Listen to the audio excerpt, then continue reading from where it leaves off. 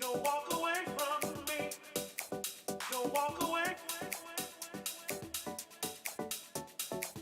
Don't walk away from me. Don't walk away.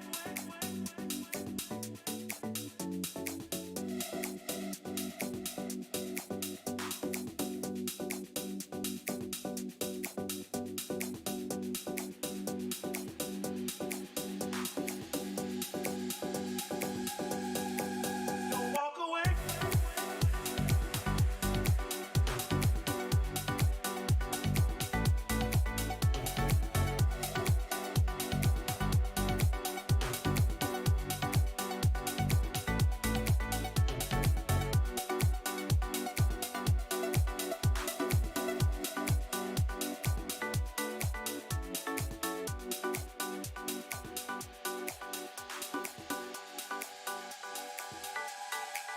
Don't walk away.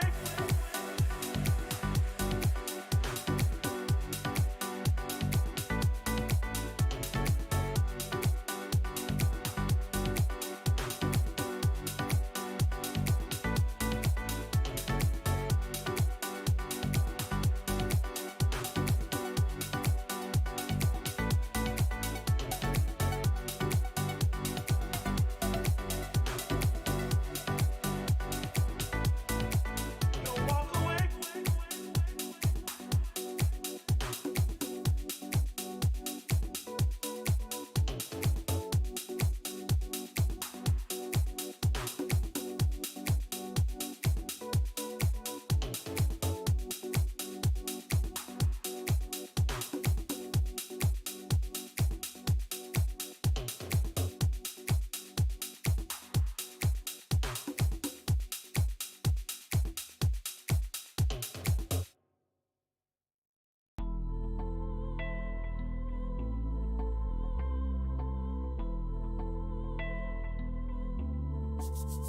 We go out and on the night, reach up and touch the light. We're dancing, we don't sleep until we die. We don't have to worry, drink up, know the night is early. Keep dancing, there's no time for running right.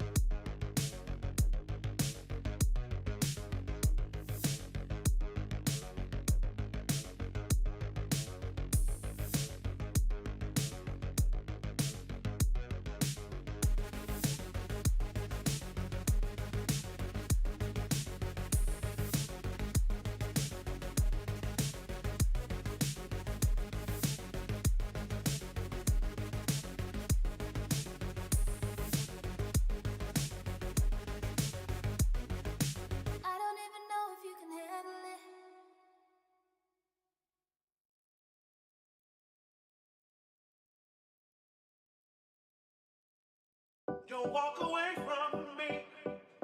Don't walk away. Don't walk away from me.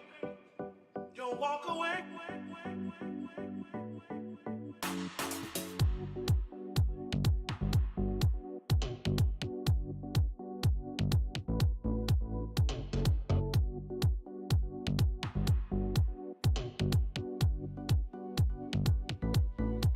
Don't walk away.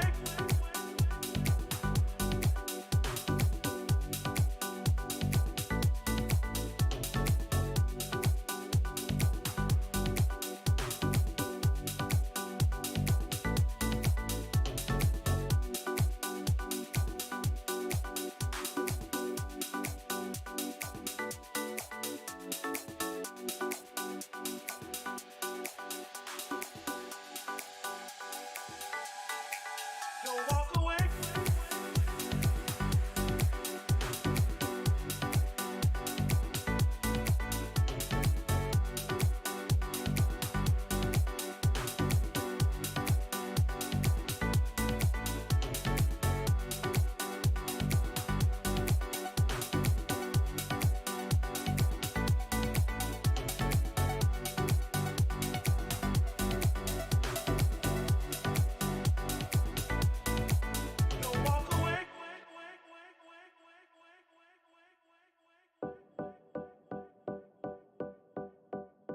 Don't walk away.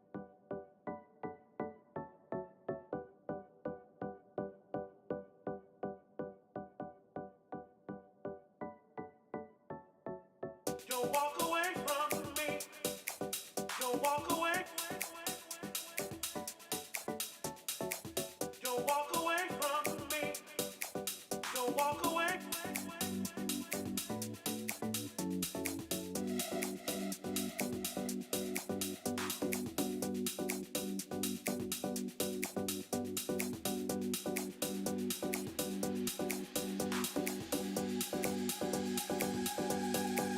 Don't walk away.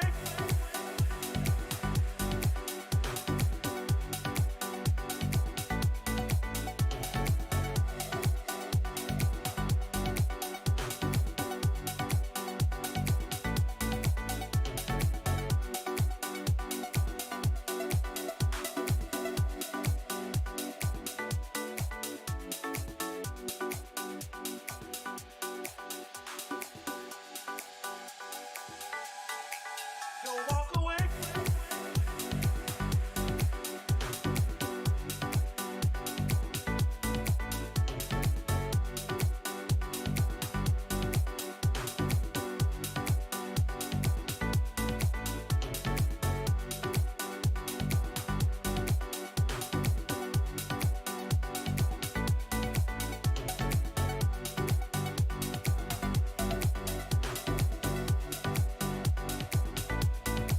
Don't walk away.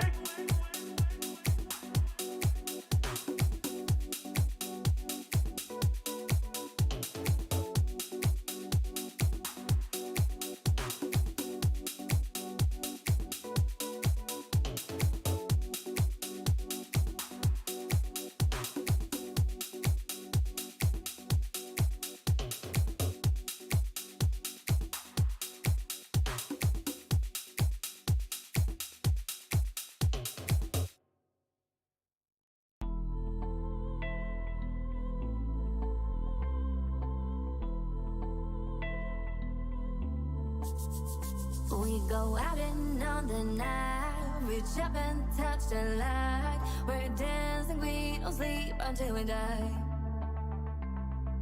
We don't have to worry, drink up now the night is early. Keep dancing, there's no time for running right.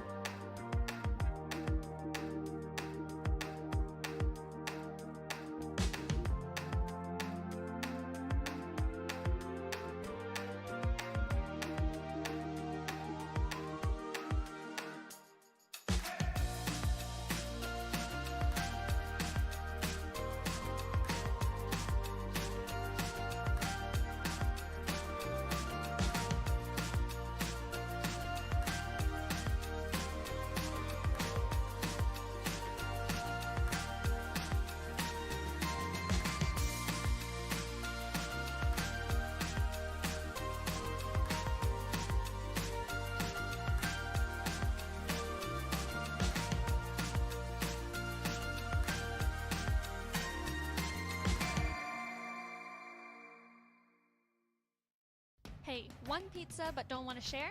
We've got Pizza Hut's My Box. It comes with one pizza and a side with multiple combinations. It's the right size lunch for you and only you.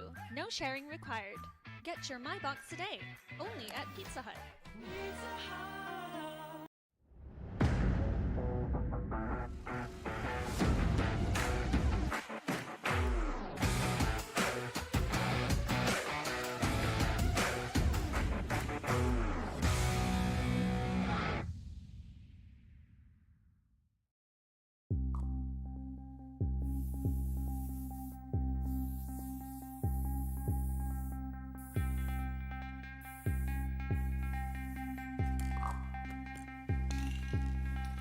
Last year, we set the stage for the biggest esports tournament in Brunei. A platform where legends are made. A $25,000 prize pool and a spot to show who was the best PUBG team in Brunei. But this year, we're about to go bigger. Welcome to the AMPRO Clash Series Season 1, where you will be given the chance to start your legacy as the first ever ACS champion. You wanted more games? You've got more games. PUBG, Valorant, and Mobile Legends Bang Bang. With 3 titles, we're looking for the next kings and queens of Brunei Esports. This is your chance to show the whole of Brunei, no, the whole of Borneo, who's the champion, and a stake at a $27,500 prize pool. So what are you waiting for? A registration fee? I'll see you on the battlefield. Yes, I've been back at it. On this music like a bad habit. I abuse it like a crack at it. I swoop the beat and take a crack at it.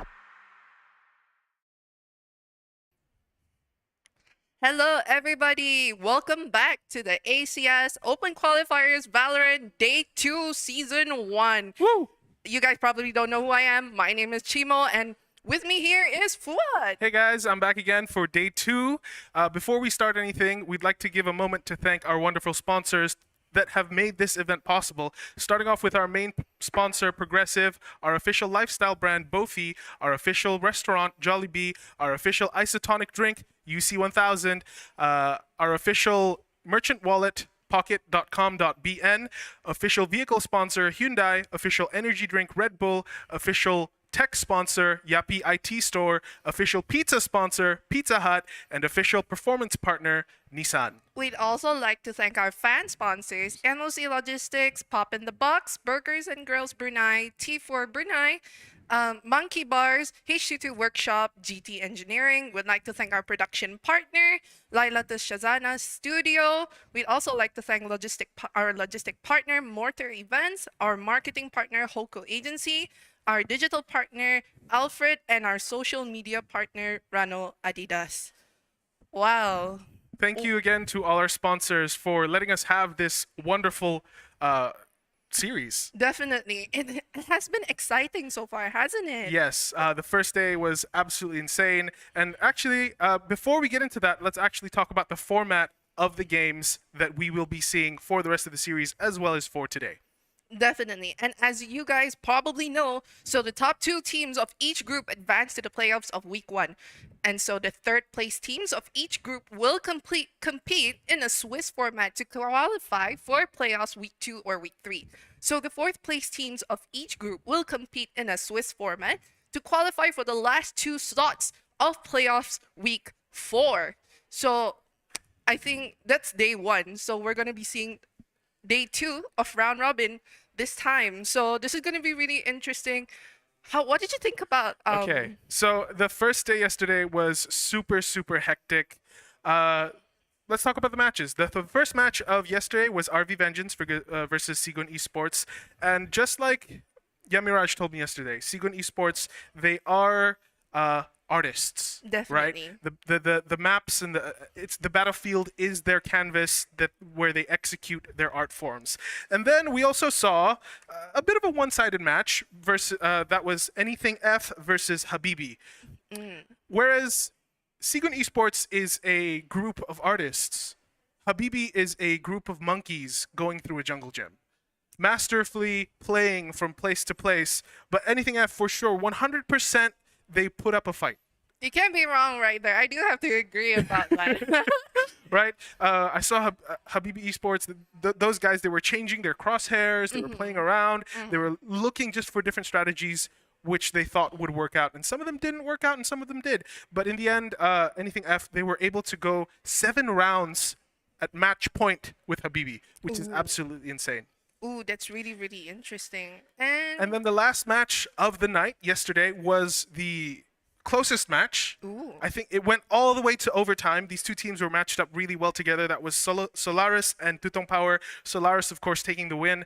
But really surprising to see those teams trade 1 for 1 at every instance. With when one team had the upper hand, the other team caught up. And it kept just going back and forth until Solaris took the 2 rounds in a row that it takes to win in overtime. Wow. I mean, those are some really, really interesting matches, except for maybe the Habibi one. No, okay. Honestly speaking, the Habibi match, I loved watching that because it was an underdog in Anything F. They tried their best to scrape and claw against one of the strongest teams in Brunei for sure, right? Unarguably, and they did. They took 9 rounds away from them. Oh, so it was 9, not 7? 7 in overtime. Not in overtime. 7 at Habibi's match point. Habibi was at match point for 7 rounds. Ooh, that's interesting. So that was the most interesting game of yesterday. But we are going to be going into the next match soon, and I'm interested to see what maps are going to be played today. We saw a lot of Haven yesterday. We saw a little bit of Fracture, and I'm interested to see if we're going to see any Pearl, because Pearl is the hot new map that everybody's been talking about, that everybody's been playing. And I want to know your thoughts, Chimo. What do you think about Pearl? So I think, because considering the fact that it's just technically been released and it's technically been put into the competitive pool, I think it's going to be really interesting to see how teams will implement their strats as well as their agent choices. I think I'm going to be seeing a lot of Jets, a lot of Breaches, possibly a lot of Viper. Considering the fact that the area for each site as well as the areas to go to each site is pretty wide. Yes, you have those long corridors, those hallways. Definitely. Long for sure. Chamber, of course, for that operator play, and Jet just for those extra smokes, even to create space for your team. Pearl is one of those maps, of course. Since Split was taken out, there is like the Phantom is a shadow of what it used to be because of these long corridor maps. Definitely, I think Vandals might be the new thing. Even yesterday, there were, I think I only saw a handful of Phantoms the entire time. I was expecting way more Phantoms in play, but it seems like it's a sort of a pocket pick. Like, depending on your situation, situationally is when you would pick up a Phantom instead of a Vandal, because a Vandal is more, I guess, in those longer range engagements, they're just more versatile. As a player, usually for me, whenever I go into a match, I think, oh, if I'm confident with myself and if I know I can land the shots, I'll use a Vandal. But if I feel like maybe my spray is a bit off, maybe if I don't think I can land my shots that much, I'll probably use a Phantom. But in order to increase, headshot accuracy, I'd probably go for the Vandal a bit more. But this is the highest level of play in Brunei. No, not just Brunei, in all of Borneo. So I'm expecting that everybody in this tournament, everybody in the series is able to hit their shots. And so the Vandal is almost the default choice. Definitely. I am looking forward to seeing a lot of possibly, I saw a lot of 4Ks yesterday. Yes. That was really, really nice. I saw a lot of headshots as well. A lot of clean retakes, actually. Yes. Can we talk about how the first match, what was really interesting for me yesterday was when I was watching the R Vengeance as well as the Sigun match, the way that Sigun was able to, okay, let's just say that we know that technically Haven is like Sigun's hometown. Right. They have the strength to hold their post plan, and the way they enter and exit is perfect. Chimam, sorry, I have to cut you off there. We are heading on to the first match for today. So see you guys in just a little bit.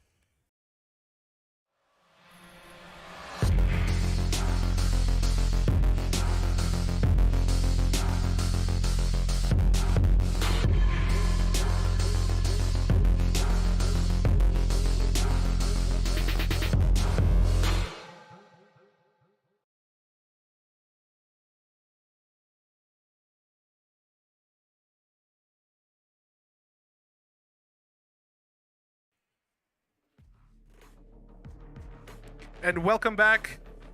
This Agent Select is brought to you by Boeffi. Gamers, are you ready to conquer and elevate to the next level? Great news, Boeffi will be launching their new product category next month, bringing comfort and efficiency to the next level. It is time to evolve your gaming experience with their all-new gaming table and chairs. What are you waiting for? Stay tuned for more on their social media, on Instagram at Boeffi International. Boeffi, better home, better living. Wow. All right, so the first match we have here is Ego versus Select your G4H. It's Ascent. Ascent. So this. It's Ascent. What do you think of this map so far, Mochi, in this Agent Select? I think if people have been watching back when me, Yamaraj, as well as Dukri, when we were casting for previous tournaments, there's this thing that we like to say how Ascent is a map where you'd like a lot of mid control. Yes. The person who takes the most mid control gains the most information. And I am actually surprised to see on Team Guns for Hire that they do not have any chamber.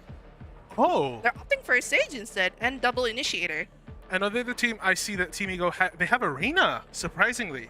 Uh, I feel like Reyna has, come out of fashion recently and is seen as a, Yamaraj told me, as a selfish agent. in a way it is, because you'd have to think about Reyna's kit. Right. She has 2 flashes. She has heal or dismiss. And then her ult is basically an upgraded version of her. Yeah. Just increase fire rate, increase heals. increase- Invisibility. Yeah, invisibility. But with Reyna, the first pick is always so important. That first pick enables you to use your abilities properly, and we'll see if this Reyna is able to do that. I definitely think this might be a bit iffy, considering the fact that they are on the defending side. I thought that Arena pick would be a bit more better on the attacking side, but we'll see, definitely, because there is 2 sides of the story. Much more we can see from newer maps. However, it is 10 seconds on the clock, and we can already see that Team Guns for Hire are already stacking up onto B main. Yes, it seems like a B-sided push. However, on A, it seems like Egoist has a more default setup. And as the push happens towards B main, the chamber and the sky are going to be rotating all the way back to B. Oh, there's a bit of conflict right here. Onto lane, 4 people already. Soto manages to knock down Shoyo with a right click, however, Flaccid manages to hold down the boathouse. However, Zwen does get the refrag. It's only 3 members left on Team Ego against 4 members. 2 members very low. The spike has been planted. The wall comes out. Lurin tries to get a few hits onto the members. Sukuna manages to knock down Soto. Lurin gets Goofy, however, gets refragged by Mello. It's only Simps left going against Mello, both on very low HP, both on 10 HP. One with a Frenzy, one with a Classic, and 1 bullet on the Headhunter. What will they do? They are currently on the boathouse. This is going to be a much slower pace here as the chamber has to push up.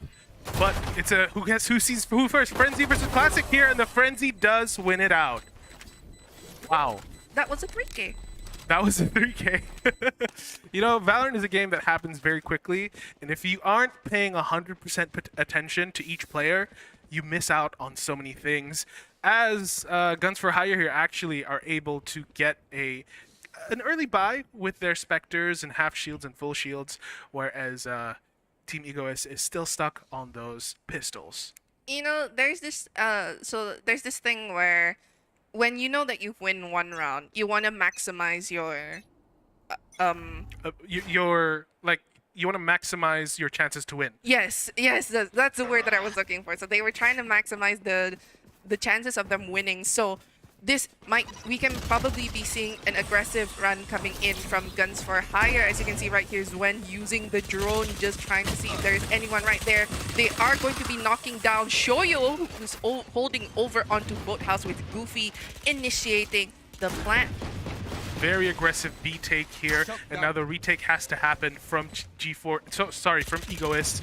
As Flaccid takes down Lonzo, and a scuffle goes down here in lane as 2 players peek out and take down their Brimstone. It's only a matter of time. There's only 2 people left. Flaccid, however, manages to knock down Mello. The flash does come out from the KO. Soto on Team Guns for Hire. They are on a bit of a health disadvantage. However, Sims does catch Soto off guard as he climbs up the stairs. Only 8 bullets left. However, Goofy manages to finish up that round and gain them another point for Team Guns I think for he was Hire. feeling himself a little too much there and got a little bit too aggressive on that Sage. In those situations, it's always good to keep a calm, cool head, but situations do arise where you have to push, you know? Definitely. I think we could probably see that from how Soto was repositioning himself. They were able to reposition to the point where Soto was going to try and go up the stairs and probably try to go for a back attack. However, Sims was able to catch him off guard. However, as you can see right here, the round has started again with Ego going in for the full buy. Forced buy, actually, on Ego. Forced buy. Forced buy. Most of them don't even have full armors. Most of them are only still on half armors. I feel like their positioning towards B has been a little weak, and they're choosing to play it full retake mode instead.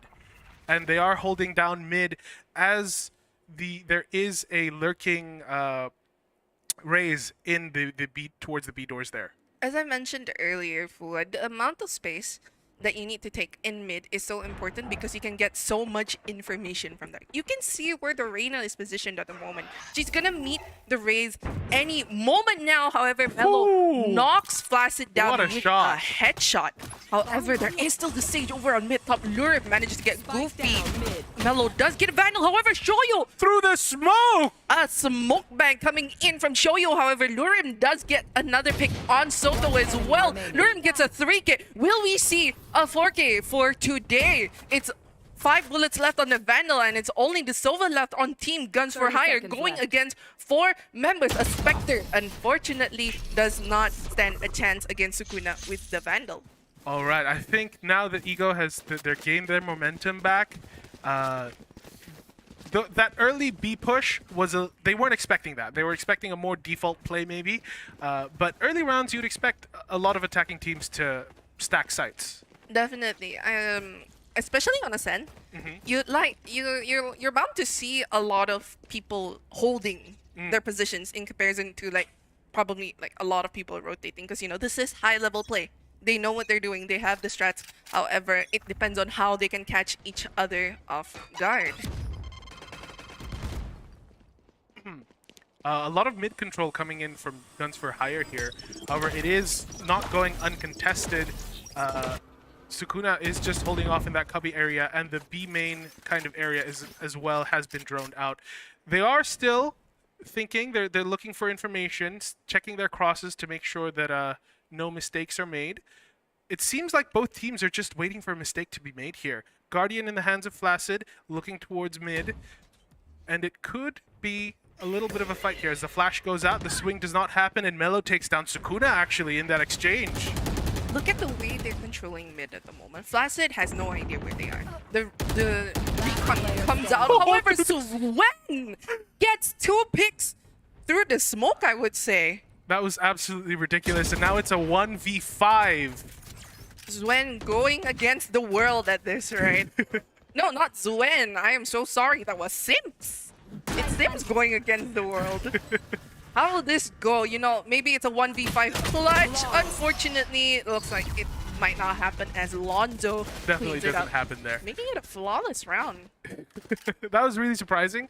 A little bit confusing for me. That mid control was more aggressive than I thought it would be. Most of the time I see a lot of teams, they try to split up their play throughout the entire map, but that was a full-on just mid take, and basically they did whatever happens in mid will advance on the picks that we get there. Definitely. The moment that someone can get a pick over onto mid, that's when they know they have the advantage. However, they still need to play it smart. As you can see right here, Team Guns for Hire is going in for a B main push. This time, full B main push, I think. That's very interesting. Flaccid Reyna holding for sure. Oh, a bit of a recon coming in. Does not manage to detect him, however, does get suppressed. What a nice nade coming in from the KO on Team Guns for Hire, being able to knock down the Reyna's HP down to 10 HP. Wow. But the Sage immediately heals her, and they are pushed up to B-side. The KO at boats, and the Rays going down lane into backside already. Their B defense in terms of ego has been very, very low. If you notice right here, Sims as well as the Brimstone on Team Ego made a full rotate all over onto B main, and now they're technically sandwiching them. Okay, so this is a retake situation of sorts. Oh. Spike has been planted, and attackers have won the round. That was actually, that retake was, that rotate coming in from the Brim as well as Sims was really, really smart. They were able to catch a few members off guard. Unfortunately, they could not stand a chance against Melo as well as the Sage on Team Guns for Hire. Now, making it 4 for Guns for Hire as well as 1 for Ego. What do you think could have been done a bit more cleaner? Honestly, I'm not sure. I think the defense on the side of Ego their B-side defense has been a little bit sloppy. They left it to a solo Reyna, which really... Sure, Reyna's a powerful agent, but not powerful enough, I think, for that situation. KO Knife does go out, and Brimstone smoke out Heaven as well as the door. And it seems like no one is on site proper, but the Brimstone is slowly pushing up onto Heaven from the side of Ego. Ooh, what a wonderful smoke coming in from the Brimstone coming in from Guns for Hire's side. Look at the way the smoke is positioned. They have no angle to look over. And What a shot! However, Melo manages to get one. Shoyo does get the refrag. However, now down, Sims manages to get a pick on the tour de force. Soto gets the refrags. Sims gets the refrag as well. It's just a matter of refragging right now. Two versus 2 on both sides. Sims with the tour de force. Shoyo manages to get Goofy down. It is only the Brimstone who is currently over on tree against 2 people. He's got lineups. Oh, he has his ultimate! He has his ultimate. Shoyo is on 70 HP. They need to make a choice right now. It is only a matter of time before... Oh, no! A lineup coming in from Lonzo manages to stop Shoyo from defusing. Sims, however, gets a 3K. Will he get the defuse? Unfortunately, he will not. That is a clutch round coming in from Lonzo. This man, no wonder his name was so familiar. I have seen his name. He is a lineup god. He's one of those lineup players, those nerds that stay up and watch YouTube videos on lineups. Hey. No disrespect on that. I think that's wonderful, but it takes time. It takes time. Time that a lot of people don't have, okay? But those lineups were clean, no doubt. Oh man, I thought that they were gonna lose that, but Lonzo had the lineup. No wonder he was positioned over on tree. Ego again with their Force Spy. Most of their players do not have full armor here, but Vandals versus Vandals, it really doesn't matter whether you have armor or not, especially if you're hitting those headshots, which is quite high, the headshot ratio so far. This is a very clean B take so far. It seems like they've, on Ego side, they plan to just retake B every time at this point. Definitely. It doesn't look like they are even attempting to hold the site whatsoever. As you can see right here, most members of Ego are already near switches. The ball does come out. Soto trying to get an aggressive pick. The blind come out. Soto gets one. However, Sims and Placid gets a refrag. Goofy gets one. Sims manages to get... It's only one member left. And that was a wonderful retake. I guess the retake was worth it for Team Ego. Yeah, retake actually worked there. Their current lineup of agents, they don't have anyone that can hold it down hard on B. Especially that lane area. You need someone more than just a Sage to hold it down. And Sage arguably has more important positions on other parts of the map. I think maybe that's where you see the Reyna pick coming a bit more. Yeah, it's a little bit more questionable there. Yeah, but I mean, if it works, it works. Right. As you can see right here, the score for Ego is 2 and Guns for Hire is 5. Who knows? They might be able to make a comeback from this. You know, they are both on their full buys. The smoke does come out over onto mid link to try and stop them from gaining any more information. As you can see right here, the Sage Wall has been initiated onto mid. The smoke as well. They are taking mid control right here. Very hit mid. Oh my goodness. And Melo manages to get one down onto Sims. The Sova Hunter does come out to try and get anyone over on mid as well as market. However, they are making their way. Team Guns for Hire making their way onto tree as well as garden. Only 4 members left on Team Ego. show you on the Marshall right here, and it looks like Goofy will be initiating the plant. The smoke does prevent them from getting any vision whatsoever. KO knife goes out and the plant is down. Now it's just a matter of holding.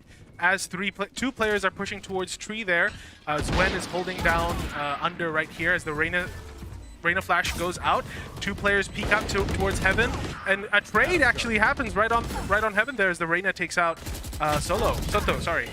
Oh, and Lonzo manages to get Lurim out for the refrag. Lonzo gets 2. Zwen gets Sims. However, Sukuna does get the refrag. Goofy, however, manages to clean it up for Team Guns for Hire, making it a team ace. That was a little bit rough, I think. Lots of refrags happening left and right. Now, the economy is very one-sided at this point. Guns for Hire has the majority of the money, and they can full buy. They can completely full buy, even buy for their teammates at this point. Team Ego, their economy is not in a great spot. I think Team Guns for Hire was able to read Ego. If you really think about it, Fuad, Team Ego's retake on B was pretty strong. Yes. However, in terms of Team Gun for Hire's push onto A and Ego's retake, they're not as strong, but it looks like they are going to be going in for a B push this time, knowing that they are going to be on Ego. Flaccid almost gets knocked out with the nade. However, he managed to get out on time. The flashes, though, come out from the KO. As you can see right here, having a double initiator setup is very, very important. The amount of information you can get, and Soto gets lure him down. However, Sukuna does get the refrag. The spike has been planted, and as you can see right here, Melo holding a very aggressive angle over on stairs. He has vision over main, however, it does get smoked out. You can see where Team Guns for Hire are positioning themselves. They are unsafe. Team Ego is unsafe. Melo manages to get one, however, Sims does get the refrag.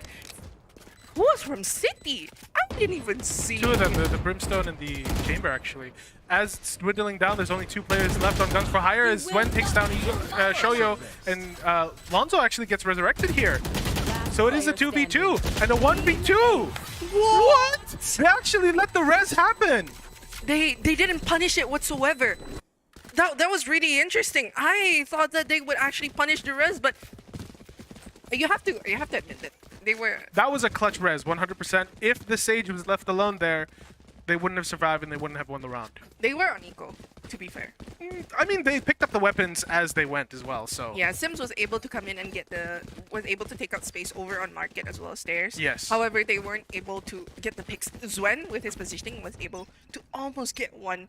However, he does get very heavy A presence here, but the Tour de Force does come out on the Chamber. Let's see if he can get any picks through this.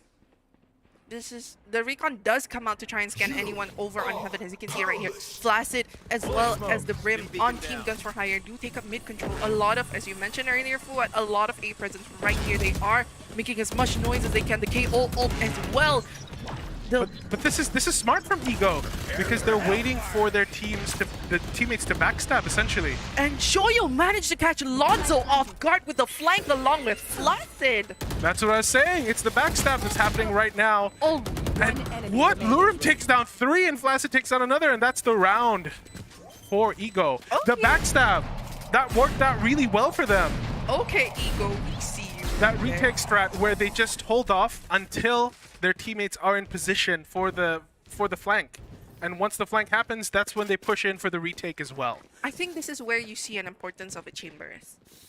Not just a chamber, I would say positioning helped a lot there. Because the thing is, most of the times, you would always see a chamber who would always place their traps over on possibly near A main. Right. Or mid top or over on mid lane to prevent any flanks whatsoever. So, as you can see right here, considering Guns for Hire doesn't have a chamber, and Yeah. that's a situation where they can't hold their flank. But very it's well. okay. Look at their squad. They're doing so well. But that round was super clean from Ego's for sure.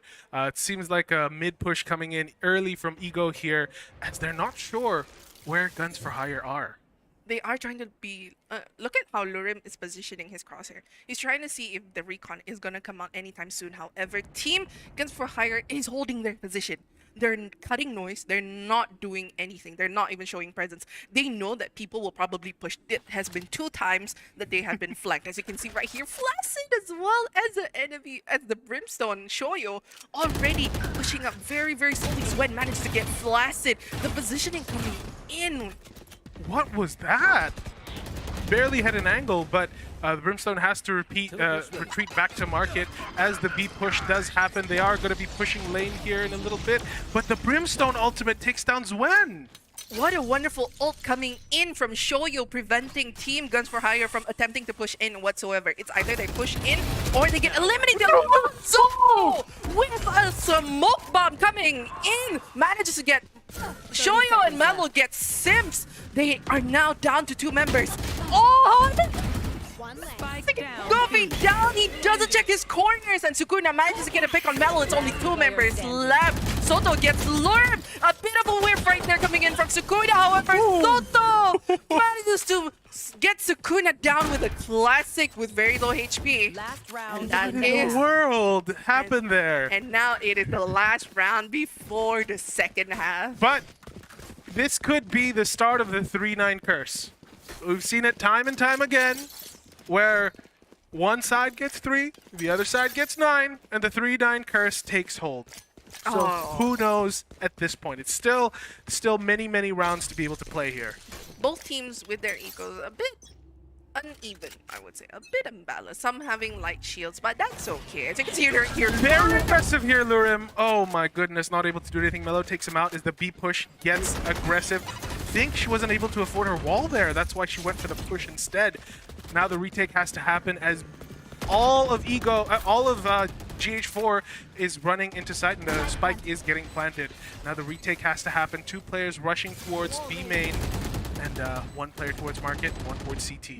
as you can see right here, they're doing a flank again. Team Ego consistently with the flank, despite having 1 member down, and Sims manages to get Soto down. Flaccid with the Empress actually getting the blind dot against Melo. Gets Goofy, only 2 members left. Sukuna gets Zwen, and Shoyo manages to clean it up on Lonzo, making it an 8-4. So no 3-9 curse this No time. 3-9 curse this time. Okay, no curse, no curse. No curse this time. Wouldn't that be a bad thing for Ego, though? Maybe they should have just thrown the round. Let the 3-9 curse happen. I would say, you know, you want to keep your motivation rolling. You got to keep the momentum. You just got to keep going. Now with the switch, I'm not sure how it's going to happen. But as the switch happens, we're switching over to Zell versus SOB. Oh, look at the score. Actually, for what? It's 6-6. Very close match here between these 2 Switching teams. sides. So for those of you who are just tuning in now, all the matches are being played simultaneously, and we will switch matches from time to time, depending on, you know, if things get a little slow here and there. But during that switch, of course, we want to check in on some other matches. And this is Team Zell versus Team Sobat. And I think we should be moving back into Team Ego versus Guns for Hire. It looks like Team Ego is going in for the full B main push. Flaccid managed to knock down Melo with the blind and the right click.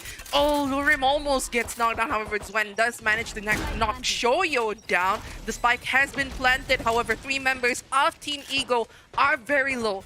They have to hold this. They need to play this smart. 4 members on Team Guns for Hire are holding for the retake. Look at how they're all pushing over onto CT. Sukuna gets spotted by Zwen and Soto. They are holding the angles over here. They're fighting over the switch, and Soto managed to knock down Sukuna. Sims as well. The block comes in.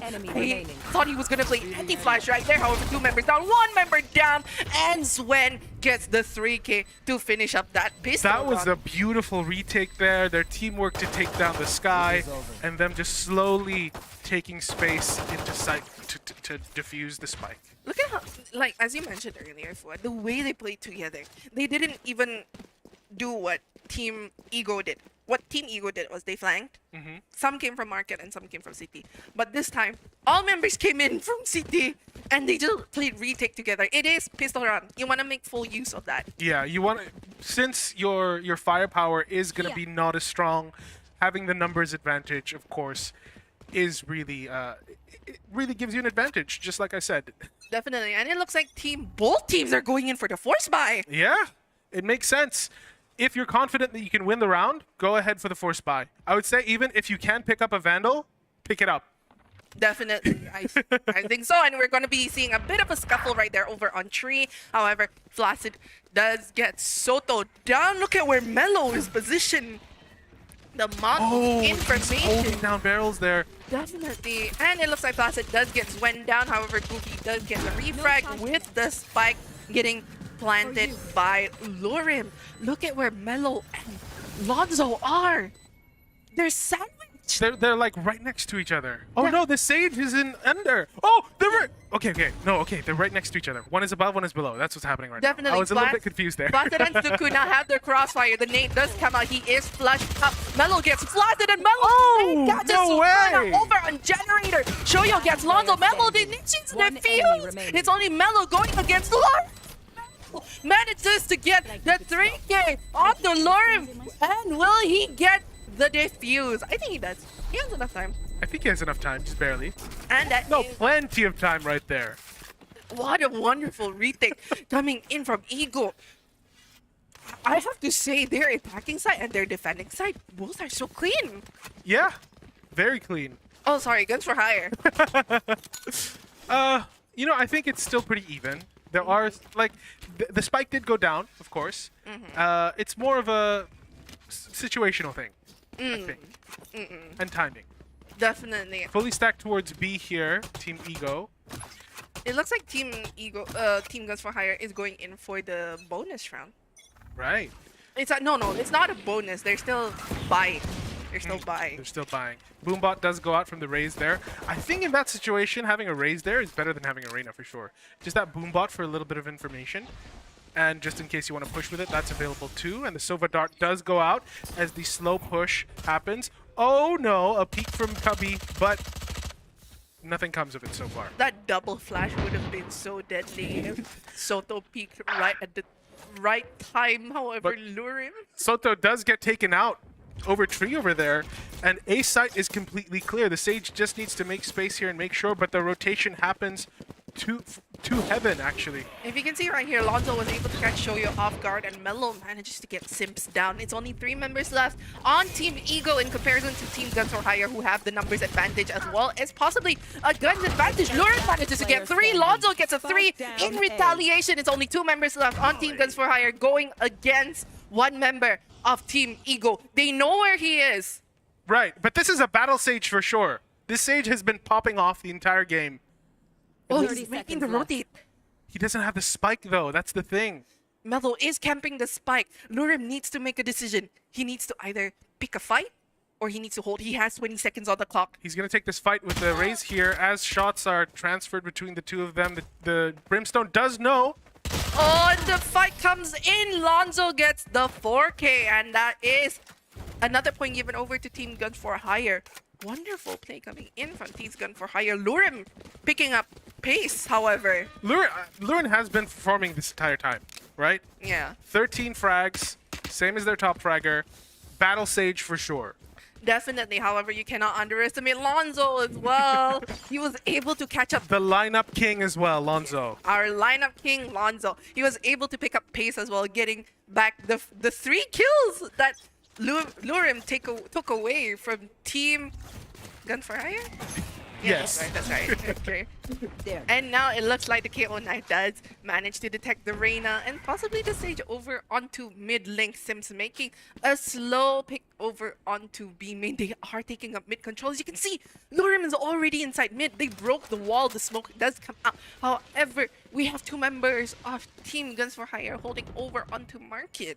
This is very interesting. Look at where they are. Look at where Lonzo is. The amount of information gathered in. And the Brimstone's down over. But the flash goes out and he's able to take the frag. Sukuna and Lurim managed to get the Last refrags. player What a standing. wonderful ult coming in from Lonzo. It's only Sukuna left going against 3 members. And Lonzo manages to clean it up. Lineup king Lonzo. Who needs lineups when you can just win? Look at that ult That positioning. ultimate was ridiculous. That ultimate positioning over onto Cubby was the perfect ultimate considering the amount of aggressiveness coming in from the Reyna as well as the Brim was enough for them. If they were able to succeed, they would have had full control. Yes, But exactly. the ultimate coming It in, made them panic, made them have to, take different positions.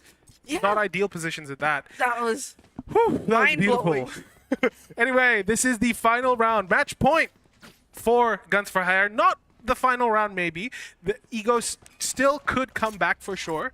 There is still time. They do have weapons, even though they are mostly at half armor. All of them actually are at half armor.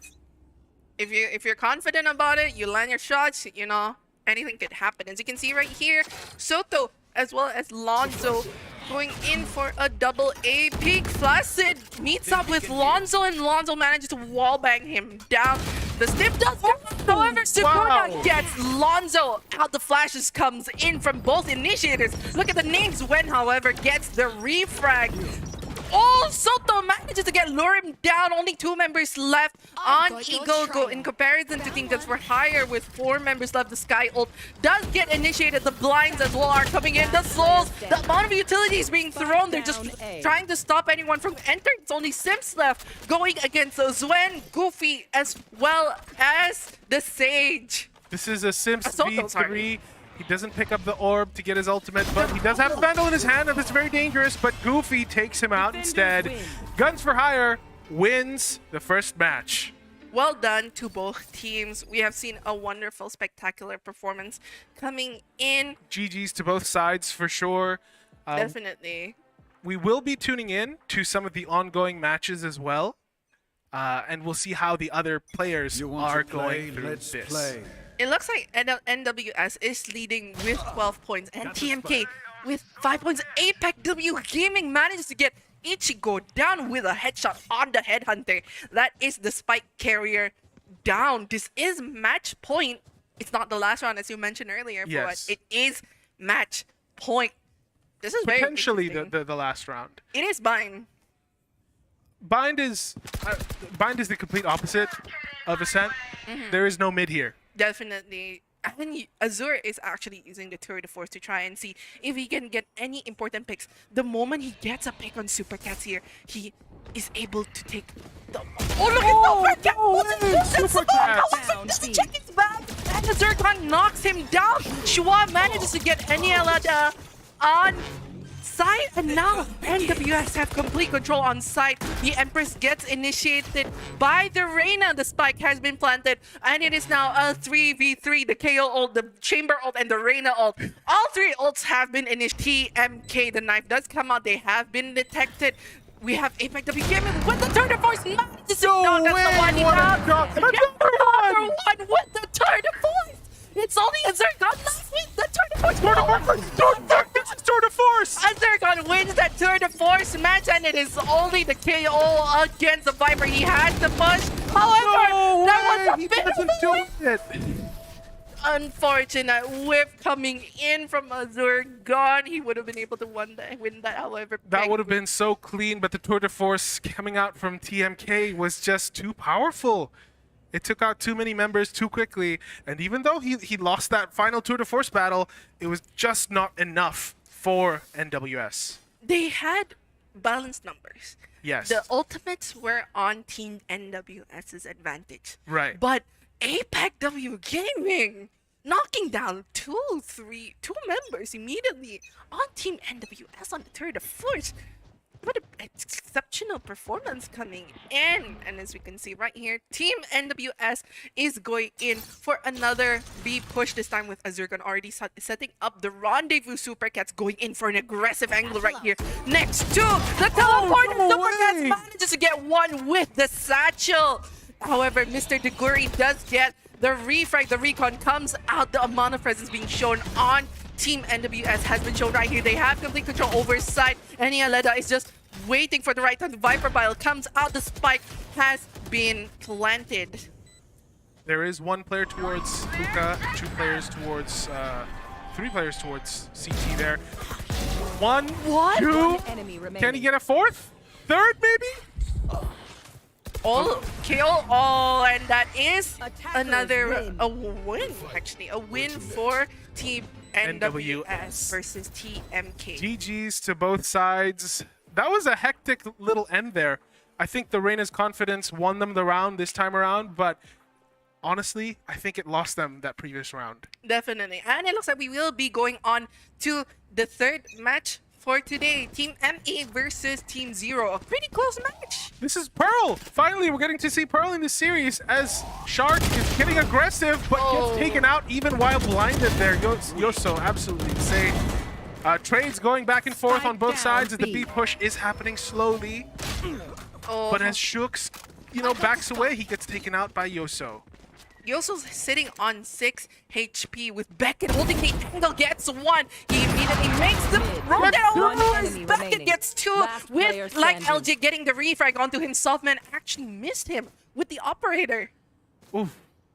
That was absolutely insane. It's a 1v1 on Pearl. Both taking mid, trying to take mid control here, but Daddy Zero taking it out. Almost lost that battle, actually. They were both pretty low. Now it's 11-11. It's still anybody's game. Very, very close game between these two teams so far. Look at Yoso's KDA. That is absolutely ridiculous. Check his computer after this. I think he got the kill while Flash just now. Guys, check his PC. Admit? We don't know what happened. However, as you can see right here, it is a pretty close game with Beckett on the operator. This is very interesting. Reina with the operator. But Team Zero, they have to do a force buy here. Definitely, the contest does come in tap, already going in aggressively with the dash. However, the Hunter Fury does come. Spike down mid. With Hunter's Fury, that's absolutely insane. 2 players left now, trying to bring back the remnants of this round, whatever they can get. That was a wonderful recon coming in from Bahulu, and then the Hunter's Fury comes out, managed to down 3, making it a numbers advantage going against Team Me. It's only 2 members left. The shock darts do come out. It's only Yoso, and going against Shark right here near the tunnel. Bahulu has the angle. They have Player the standing. Let's go! This is the first ace that we have seen live on the tournament. First ace going in on 2-0 on Bahulu. Well done. We have to say this is a well-deserved ace. That recon, that Hunter's Fury, the way they play Crossfire. I am in awe. Absolutely beautiful. Even against all odds, he kept it together at like the closest they could get. It's 11-12 right now, and they got that round handily for sure. However, Team Me, they do need to pick up the pace. They need to make this into overtime. Will we see Team Me making a comeback? The knives do come out. A site is completely clear. They're not playing on site proper here. Concuss goes out, and Jet has made her way into site already, checking all the angles, checking the back of site, checking secret as well, and now just holding for her teammates. Wonderful Astra Wall coming in. They have complete control over site. And Brimstone just not ready. Planted. Crossing through water just like that. the spike has been planted. It is now 4 members of Team Zero going against 3 members. Yoso is pretty low, 37 HP. However, they still have the Jet Knives, the Astra Stars as well. Look at the way Team Zero is making the retake. They have to push up slowly because they know that every angle is a threat and every player is a threat as Beckett takes down Tap. That's the Jet down as the Reina pushes up. Empress already popped and Bahulu takes down Gigachong. The wall comes up from the Phoenix. He tries going for an aggressive angle. However, Shark does get Sawman like LJ. However, gets the refrag. He gets the smoke. And that is actually a diffuse. He got the diffuse. One enemy remaining. Not the diffuse. That's absolutely ridiculous. No way that happened.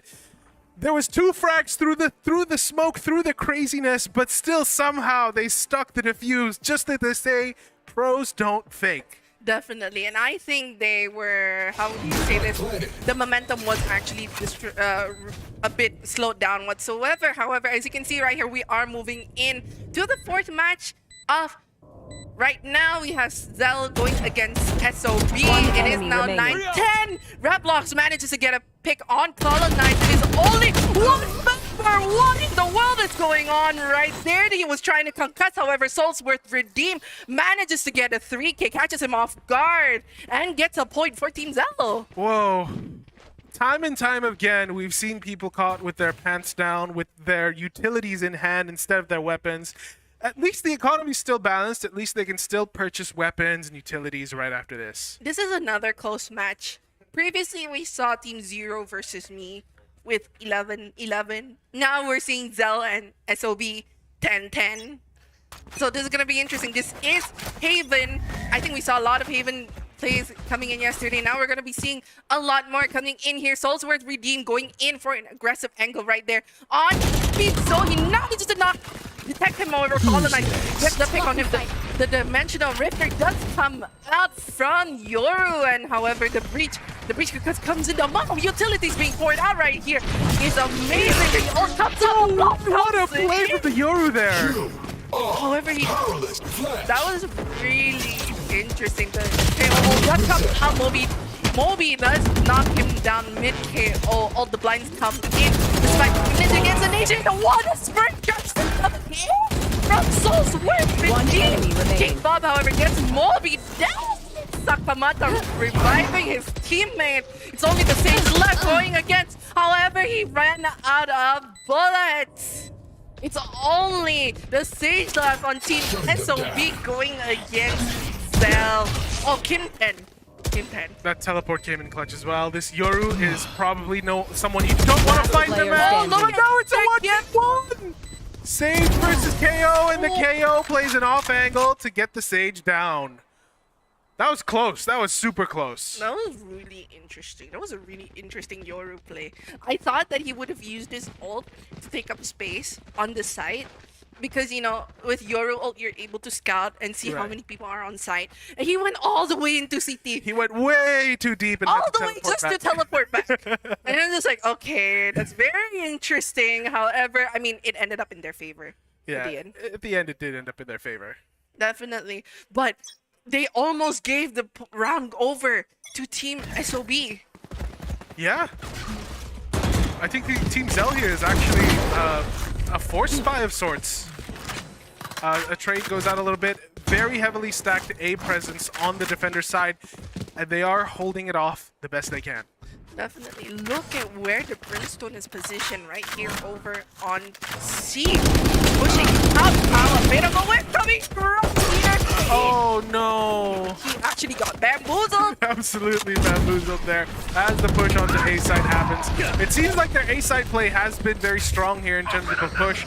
But The amount of ultimates being initiated right here. Boeffi gets 3 down.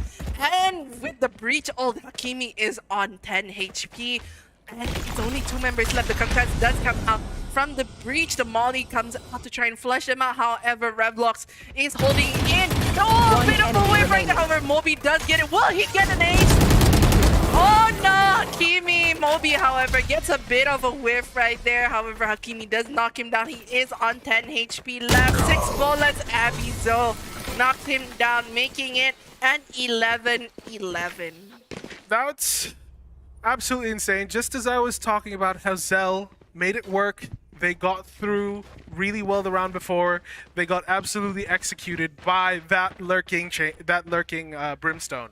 Definitely. I think that was something that they didn't predict whatsoever. Now the economy is favored towards Team Sobat, and we'll see if Zell can do anything about this with their sheriffs and classics in hand. I think we both know that Chamber is such a good pick right here in Haven, and it looks like the wall comes out. Soulsworth Healer down. almost whiffs on Kim 10, however, managed to get him just in time. The knives do come out from both. Oh, a bit of a whiff coming right here. However, Revlox does get him out. Cow is making his way over. The aftershock comes in. The clone does come out. Whoa, I think he threw his gun to Soulsworth. He gave his gun to Soulsworth. Moby does get 2 down over onto Garage. Look at where Abby's position. Gets the spike. Revlox gets King Bomb. The smokes do come out. Only Revlox gets 3. It's only 1 member left, and that is match point. That was an absolute mess. They're Match pushing to point. Garage. Sure, it started off really well with the with the taking out of the Sage, but after that it just kind of fell apart, and they weren't able to capitalize on that one push. And because they were a little bit slow there, the rotate from all the team members of Sobat were able to refrag and take back that garage space. Definitely. I think they're also making use of the fact that Team Zell does not have anti-flank watch. Actually, they don't. Yep. So that's why they're consistently flanking. Right. So it seems like an A push here this time around, as the tour de force. Is the Sage gonna peek here? No, the Sage is actually on window. Oh, at window. Okay, sorry about that. But the Jet's gonna be there. Maybe. Possibly. They're just Possibly. holding. They're holding for now. They're on their wits. They don't want to get hit by the tour de force for sure.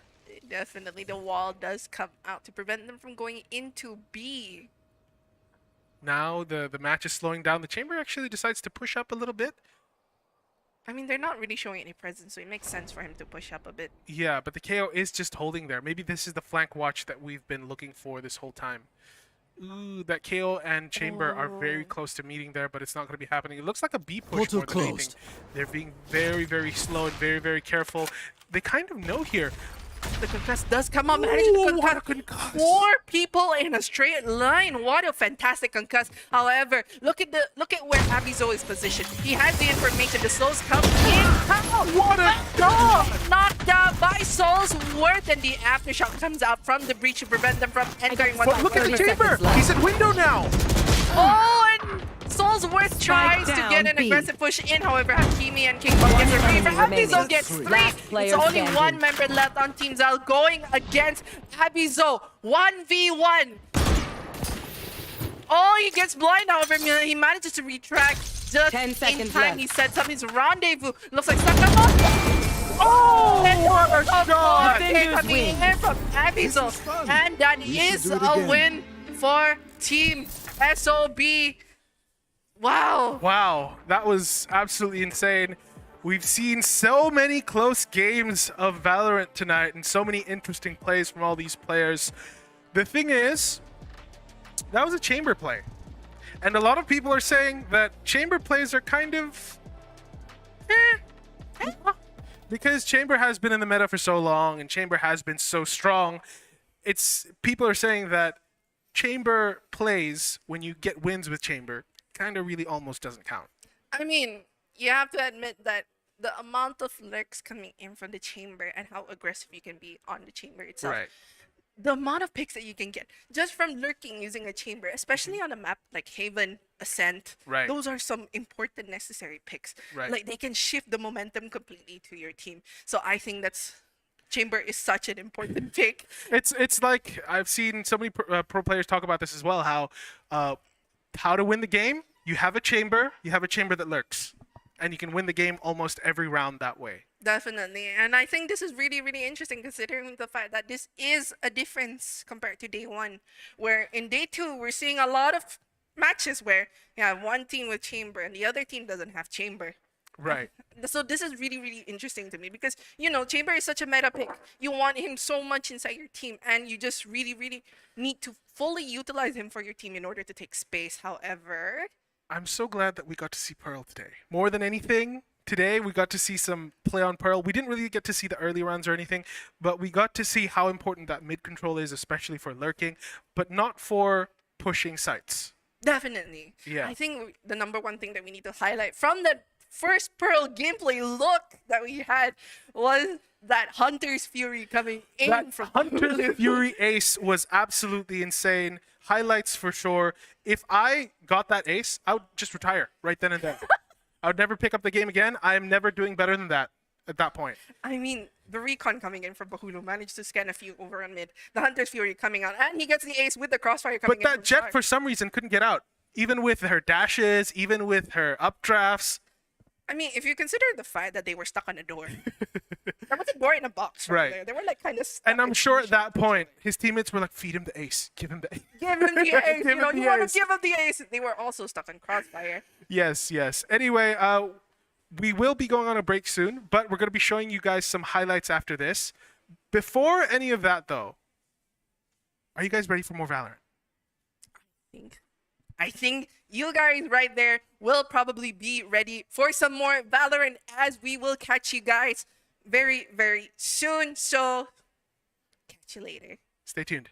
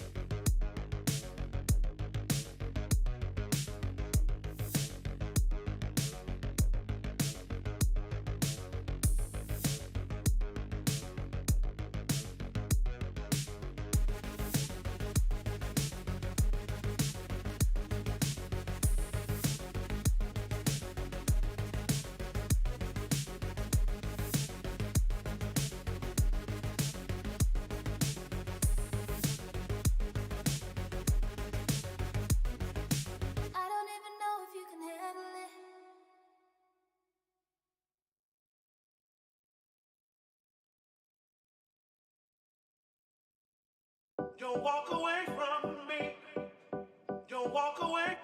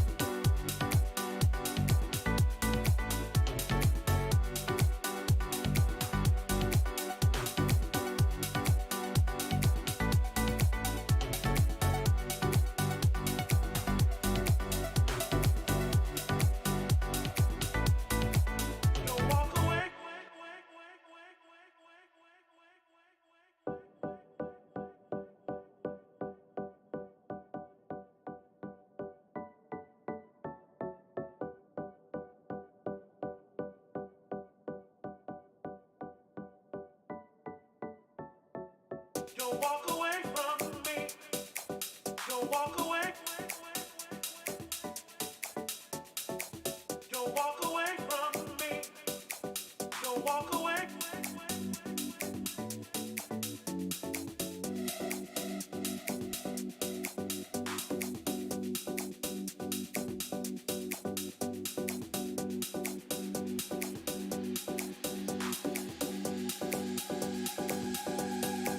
Don't walk away.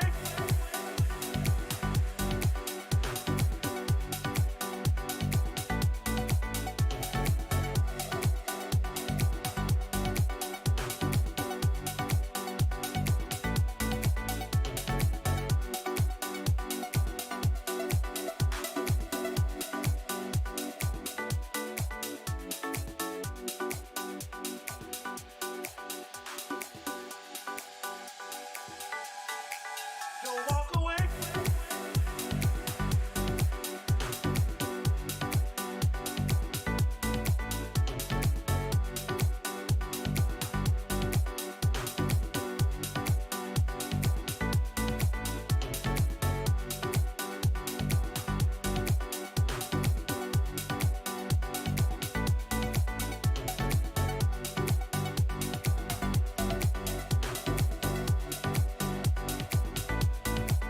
Don't walk away.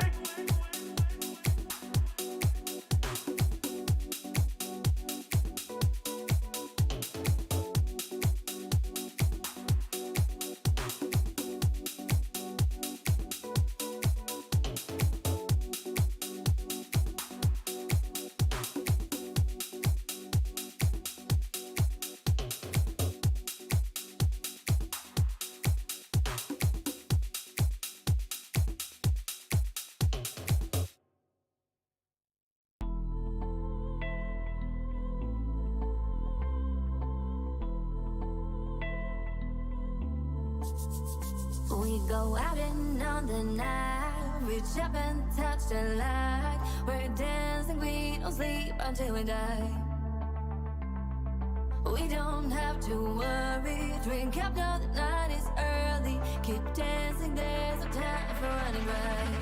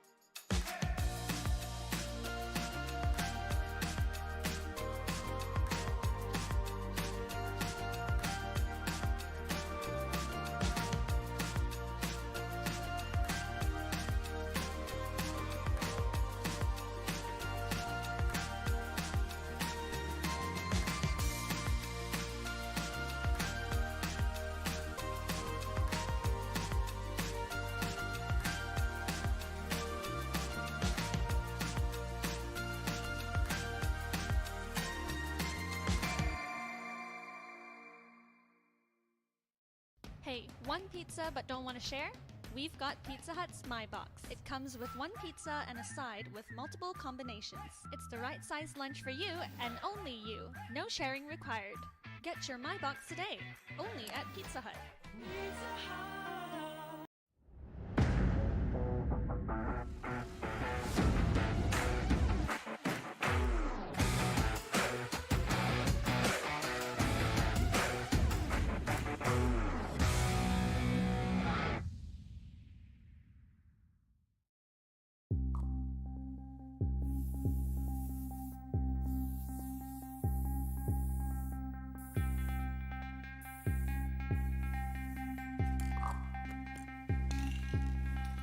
Last year, we've set the stage for the biggest esports tournament in Brunei. A platform where legends are made. A $25,000 prize pool and a spot to show who was the best PUBG team in Brunei. But this year, we're about to go bigger. Welcome to the AMPRO Clash Series Season 1, where you will be given the chance to start your legacy as the first ever ACS champion. You wanted more games? You've got more games. PUBG, Valorant, and Mobile Legends Bang Bang. With 3 titles, we're looking for the next kings and queens of Brunei Esports. This is your chance to show the whole of Brunei, no, the whole of Borneo, who's the champion, and a stake at a $27,500 prize pool. So what are you waiting for? A registration fee? I'll see you on the battlefield. Yes, I've been back at it. On this music like a bad habit. I abuse it like a crack at it. I swoop the beat and take a crack at it. Welcome back to the AMPRO Clash Series Valorant Season 1. Day 2. Day 2. It's been a little bit since Game 1. Definitely. And Game 2 is going to be starting off very, very soon. So far, let's recap a little bit what happened during the first stage there. I mean, the first games there. It was kind of ridiculous. A lot of close games for some reason. And a lot of the teams were just hand in hand, round after round, trading. Definitely. Over and over again. There was a lot of fantastic retakes, a lot of how do you say this? A lot of wonderful holds, a lot of post plants that were really, really fascinating to see. A lot of close scores, actually. Yes. As you've mentioned. And not only that, but we actually got to see our first ace for today. Yes. That was And absolutely insane. our The also- Hunter's Fury, Yes. 3K, the ace with the Vandal right after. That was absolutely beautiful play. Definitely. And we also got to see our first Pearl. Pearl. Yes, that was the first time we saw Pearl in play so far. And just as we thought, it's as hectic and as ridiculous as it is in ranked. Definitely. So I am definitely expecting a lot of wonderful plays coming in from Game 2. And I'm pretty sure you're as excited as everybody out there. Yeah, for sure, 100%. The main match for tonight will be TG versus Sigun Stunners. Definitely. I am actually honestly looking forward. Both teams have shown performance. Uh-huh. Although this is technically Sigun Stunner's first time joining ACS. However, TG has shown their prowess, their dominance in other tournaments, as well as Right. Sigun Stunner, actually. So this is going to be a really, really interesting match to watch. I'm excited. I'm He's- excited. You're excited. And honestly, I can't wait. I'm actually shaking in my shoes. We are right going to get now. into it pretty soon. But before that, are you guys ready for more Valorant? Be sure you guys are. Just get yourselves ready, as we are going to be heading onto it in just a moment, actually. You know, I am actually looking forward to what map they're going to choose. We've seen a lot of Haven, we've seen a lot of Ascent, we've seen a lot of, well, actually, this is our first time seeing Pearl. We saw Bind actually earlier. Yes, we did see Bind. We actually saw a little bit of Bind yesterday as well. But Bind play is always interesting. Just like every map in Valorant, interesting plays happen. That lack of mid really enforces split pushes. Really enforces that defaulting is kind of difficult, I feel like, because the map is so big and teleporters are there for the rotations. It just is difficult to spread your team out.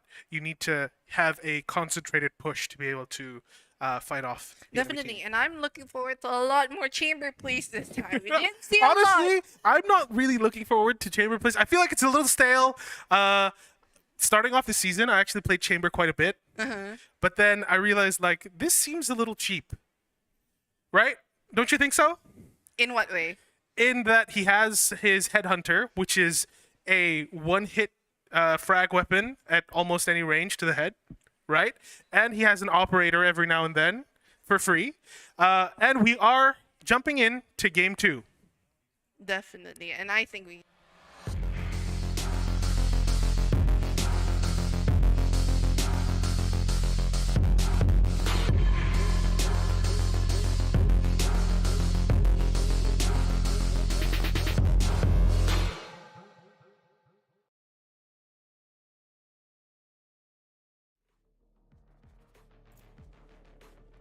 All right, we will be playing on Ascent today as we see Sigun Stunners versus TG.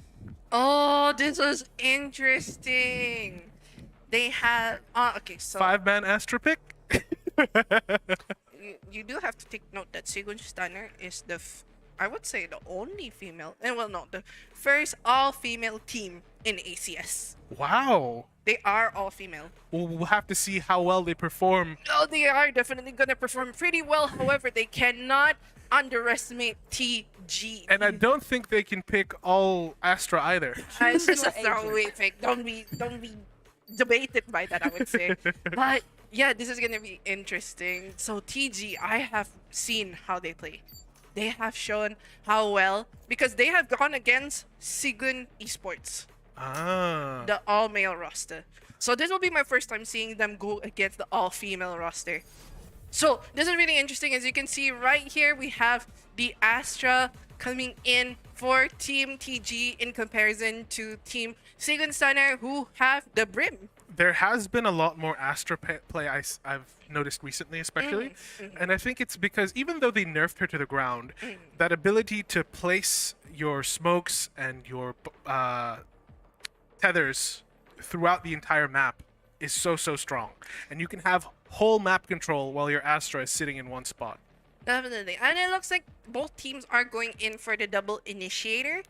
It is still the double initiator meta. Of course, you need that information, and you need that information as well. I mean, I would say, look at the difference of initiators. We have Fade, KO going against Sky and Sova. In theory, both work almost the same, right?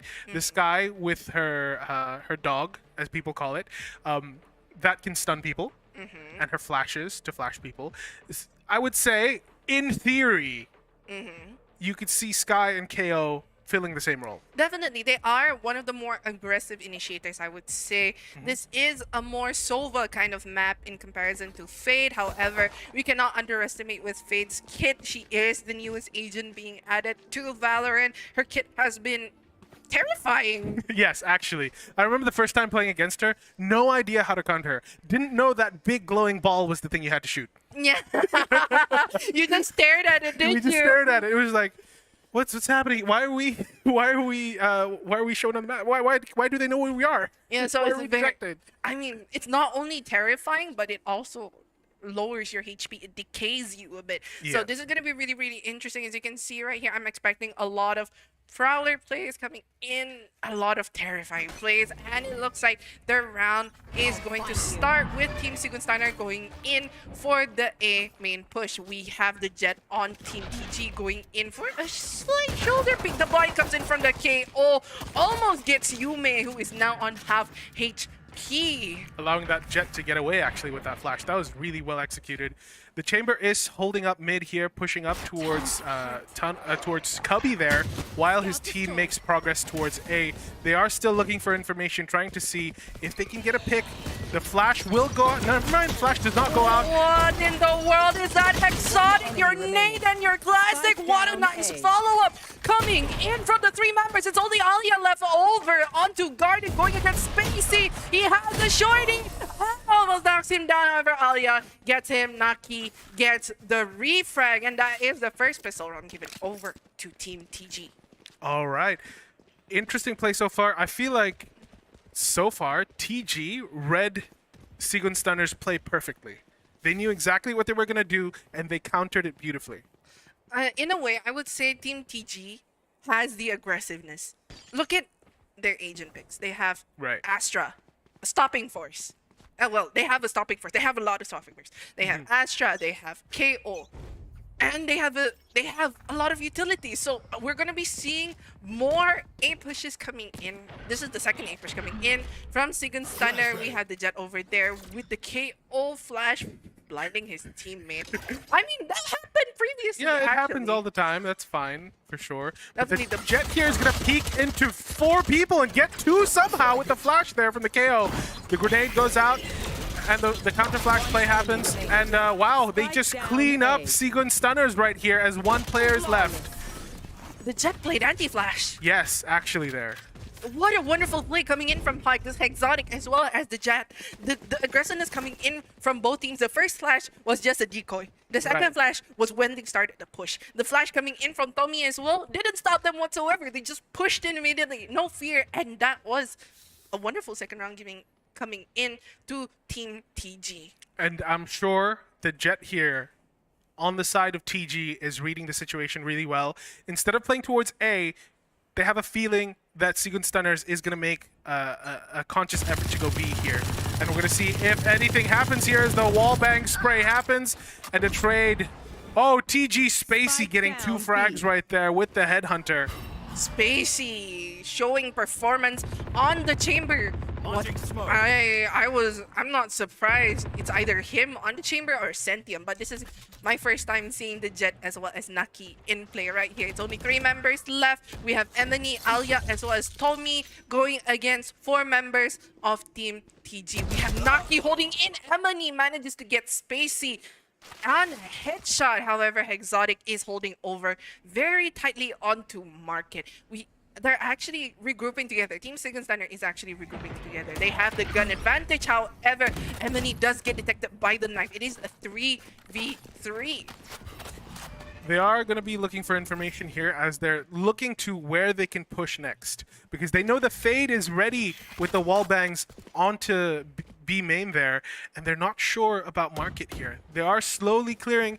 And KO actually decides to just leave instead of challenging. It would have been a 30 better seconds left. move coming in from Exotic. So look at Tommy. The suck comes in from the Astra as she tries to get someone. However, she chooses to pull back into the flash flash goes comes in. Alia managed to get one.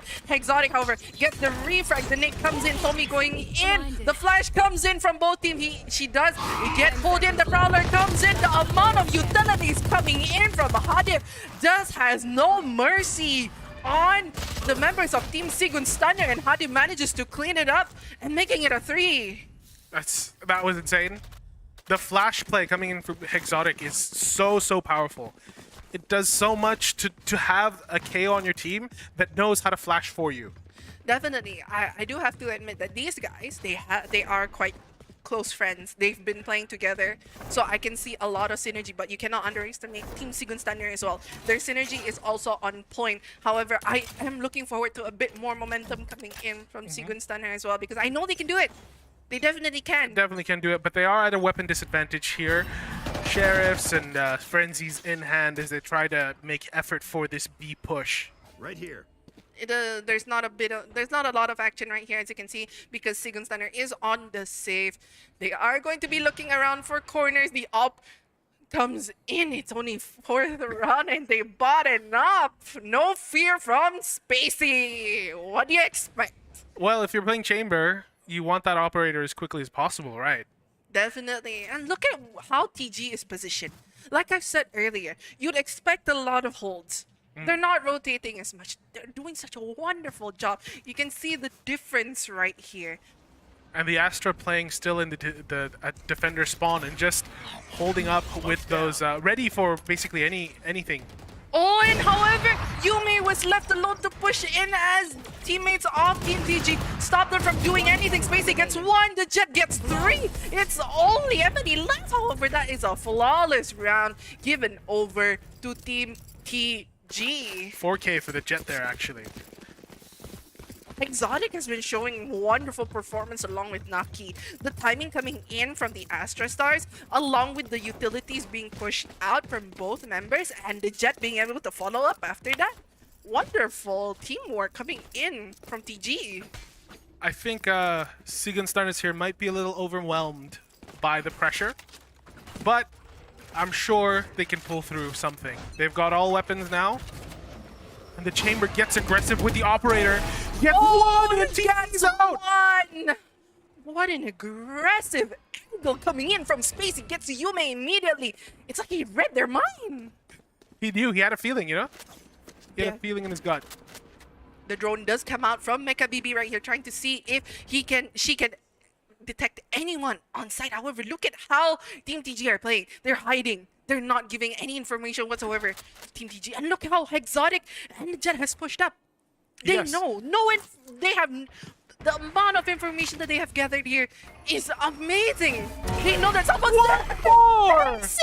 for Spacey with the operator. His aim has been on point at this so far, and Hadif takes down 2. 1 left through the smoke. Can they get it? As Alia takes down Hadif. This looks a little dicey, but Nucky takes him down. Hadif, that was an interesting push through the smoke, but it's okay. You made up for yourself over on the Well, fight on when the you're at lane. an advantage like that, I think it's okay to push up through the smoke, right? Yeah, Like, your teammates are for sure gonna help you out. There's no way that they just let you get down. a bit of an overheating, but it's okay. We like what we saw, don't worry. But it looks like Alia is going to be using the third of force right here, going against Spacey. We're going to be seeing a chamber versus chamber duel finally. In theory, the Tour de Force is the more powerful weapon, but we'll see who's more ready here. Spacey! Mecha BB, oh no! But the Oh, whiff bit of a coming whiff out from coming both sides, and Spacey takes the operator fight. Someone take that operator away from him. Take his PC or something. Look at that. Down A. Jet manages to get Tommy down, and it's Emily with Yume One going enemy against them. remaining. It looks like Nucky is just fearless going in, gets 2 down, and that is another round given over to TG. Seems very one-sided, but if you look at the scoreboard on the right side, there are live matches happening right now, and most of the matches are also a little one-sided. I mean, if you can see right here, TWF and IGS, I think their match just started. Yeah, it just started as So well. we're probably going to be seeing the score slowly updated. So tune in to that soon. But wow. What do I say? I mean, I have no words at this point. I think TG has this in the bag so far, but we don't know.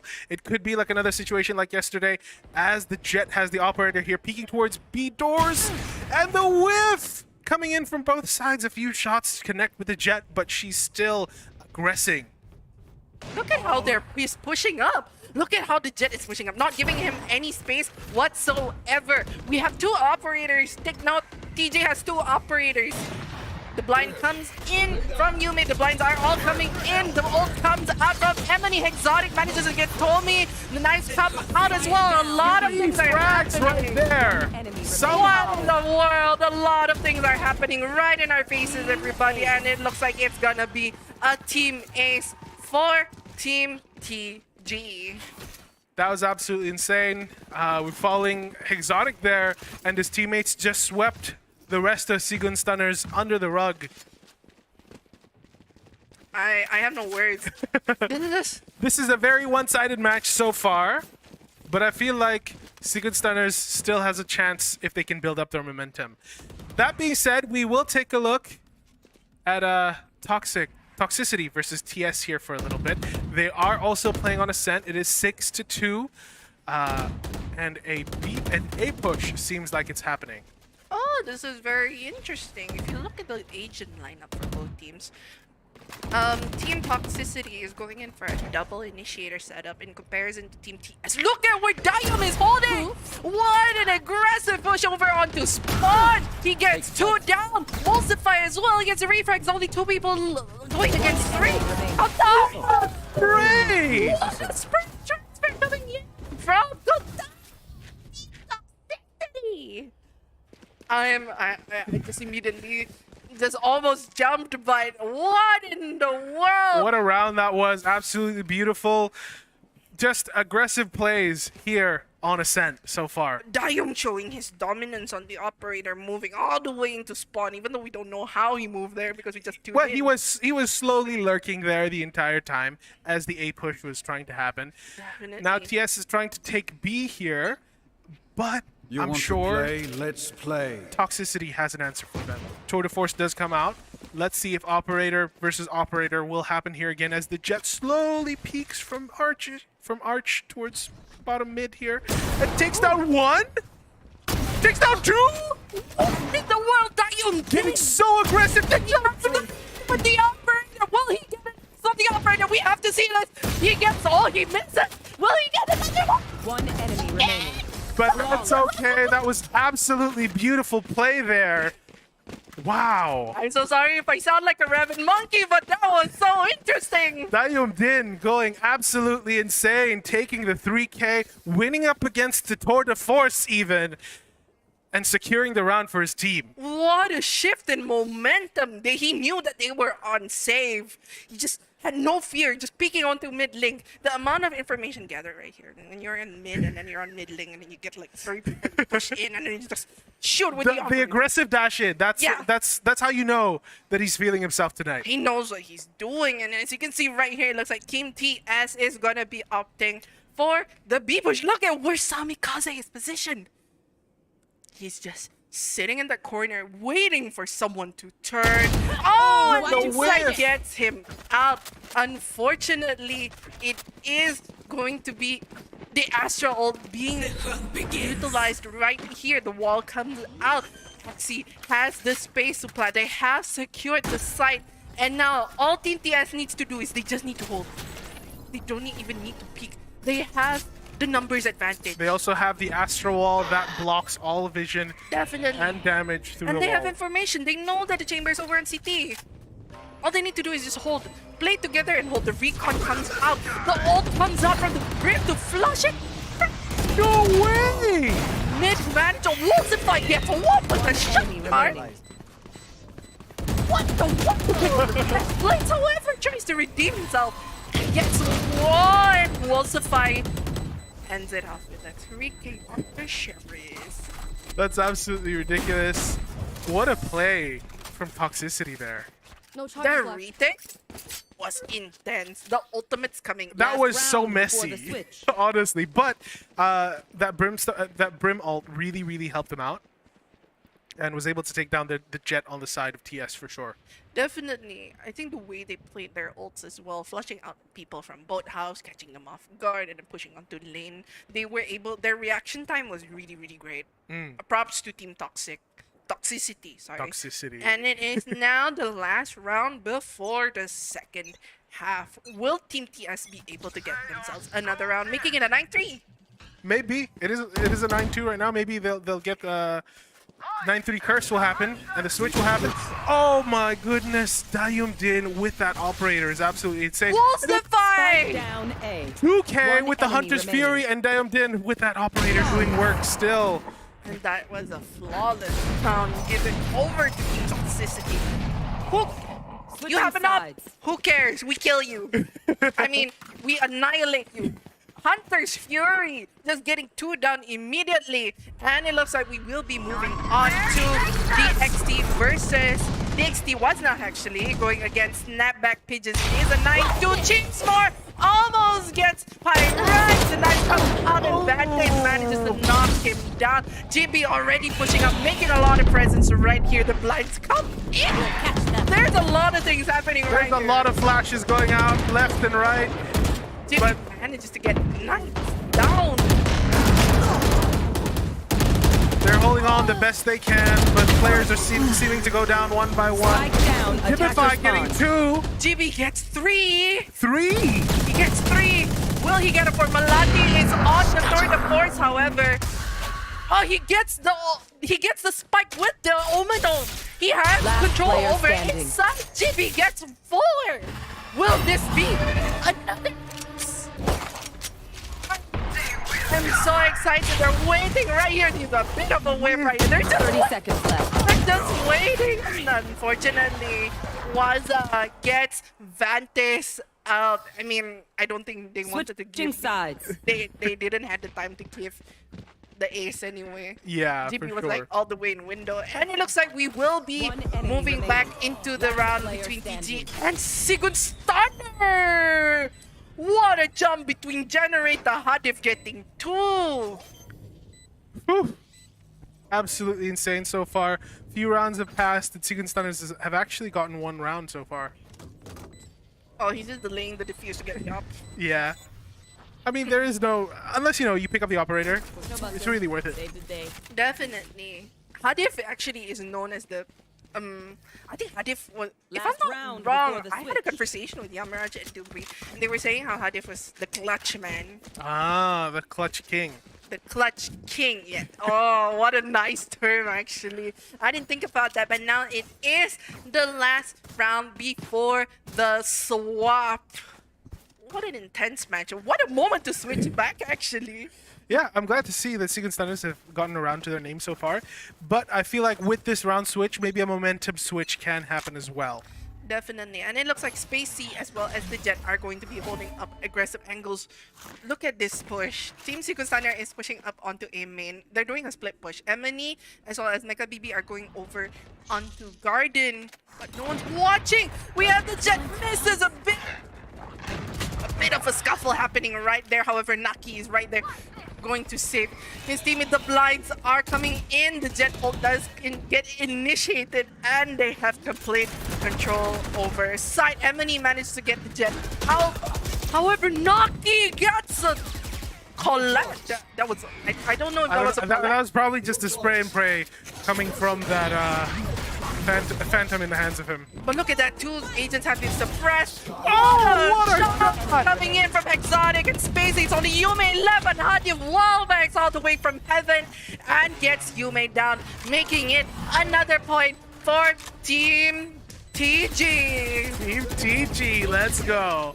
You are so surprised. I was about to follow up what the chamber was saying, but then I thought that was a bit too... It's alright, we're tuning in to Toxicity versus TS. 1 round left, 2v2. Hunter's Fury goes out, takes down 1, and can he take down another? Wolfify with the Hunter's Fury. We saw how he was able to take down 2 people immediately. It's only A1 left going against Wolfify as well as the Jet on Team Toxicity. Oh, and Diamond manages to get a Attackers 3k, making it a win for Team Toxicity against Team TS. GG's Toxicity, GG's TS. We saw some excellent plays coming out from both teams, but of course, Team Toxicity came out on top. Their combination of their Diamond on the operator was absolutely insane. Definitely. And it looks like we are going to be seeing DXT getting another round to their name, making it an 11-3. They're not backing out. For sure. They still have a fighting chance at this match, as the switch just did happen recently, and maybe some momentum can be thrown their way, and we'll see whether they can do what they can do. Definitely. And I think this isn't so DXT was nice. Actually the academy team for Team Zealous DXT. Oh, I see. Yeah, so that's why we're seeing different names right here. in Yes, comparison to the there are usual. slight variations between, like some teams have sent in 2 teams into the series as well. Definitely. And it looks like Team Snapback Pigeons are going in for an aggressive push onto A. Look at how far Chismore has pushed in. The smoke comes in, the dash as well comes in, the blinds are coming in as well. But he does not check sewers, and Baptist manages to get Chismore. How GB, however, gets Pyrex. He gets the side. GB manages to get 2. He does not know that there's actually a breach still there in the smoke. However, Knight is making a lot of presence shown onto A Heaven. However, GB managed to catch him. Oh! What shot! And ace given over to GB. Man finally got his Match ace. point.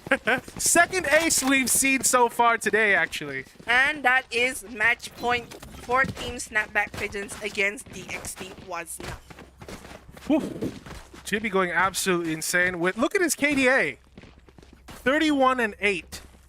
I mean, we saw how aggressive he was when we tuned in previously. Right. It's the first tune-in we had on this match.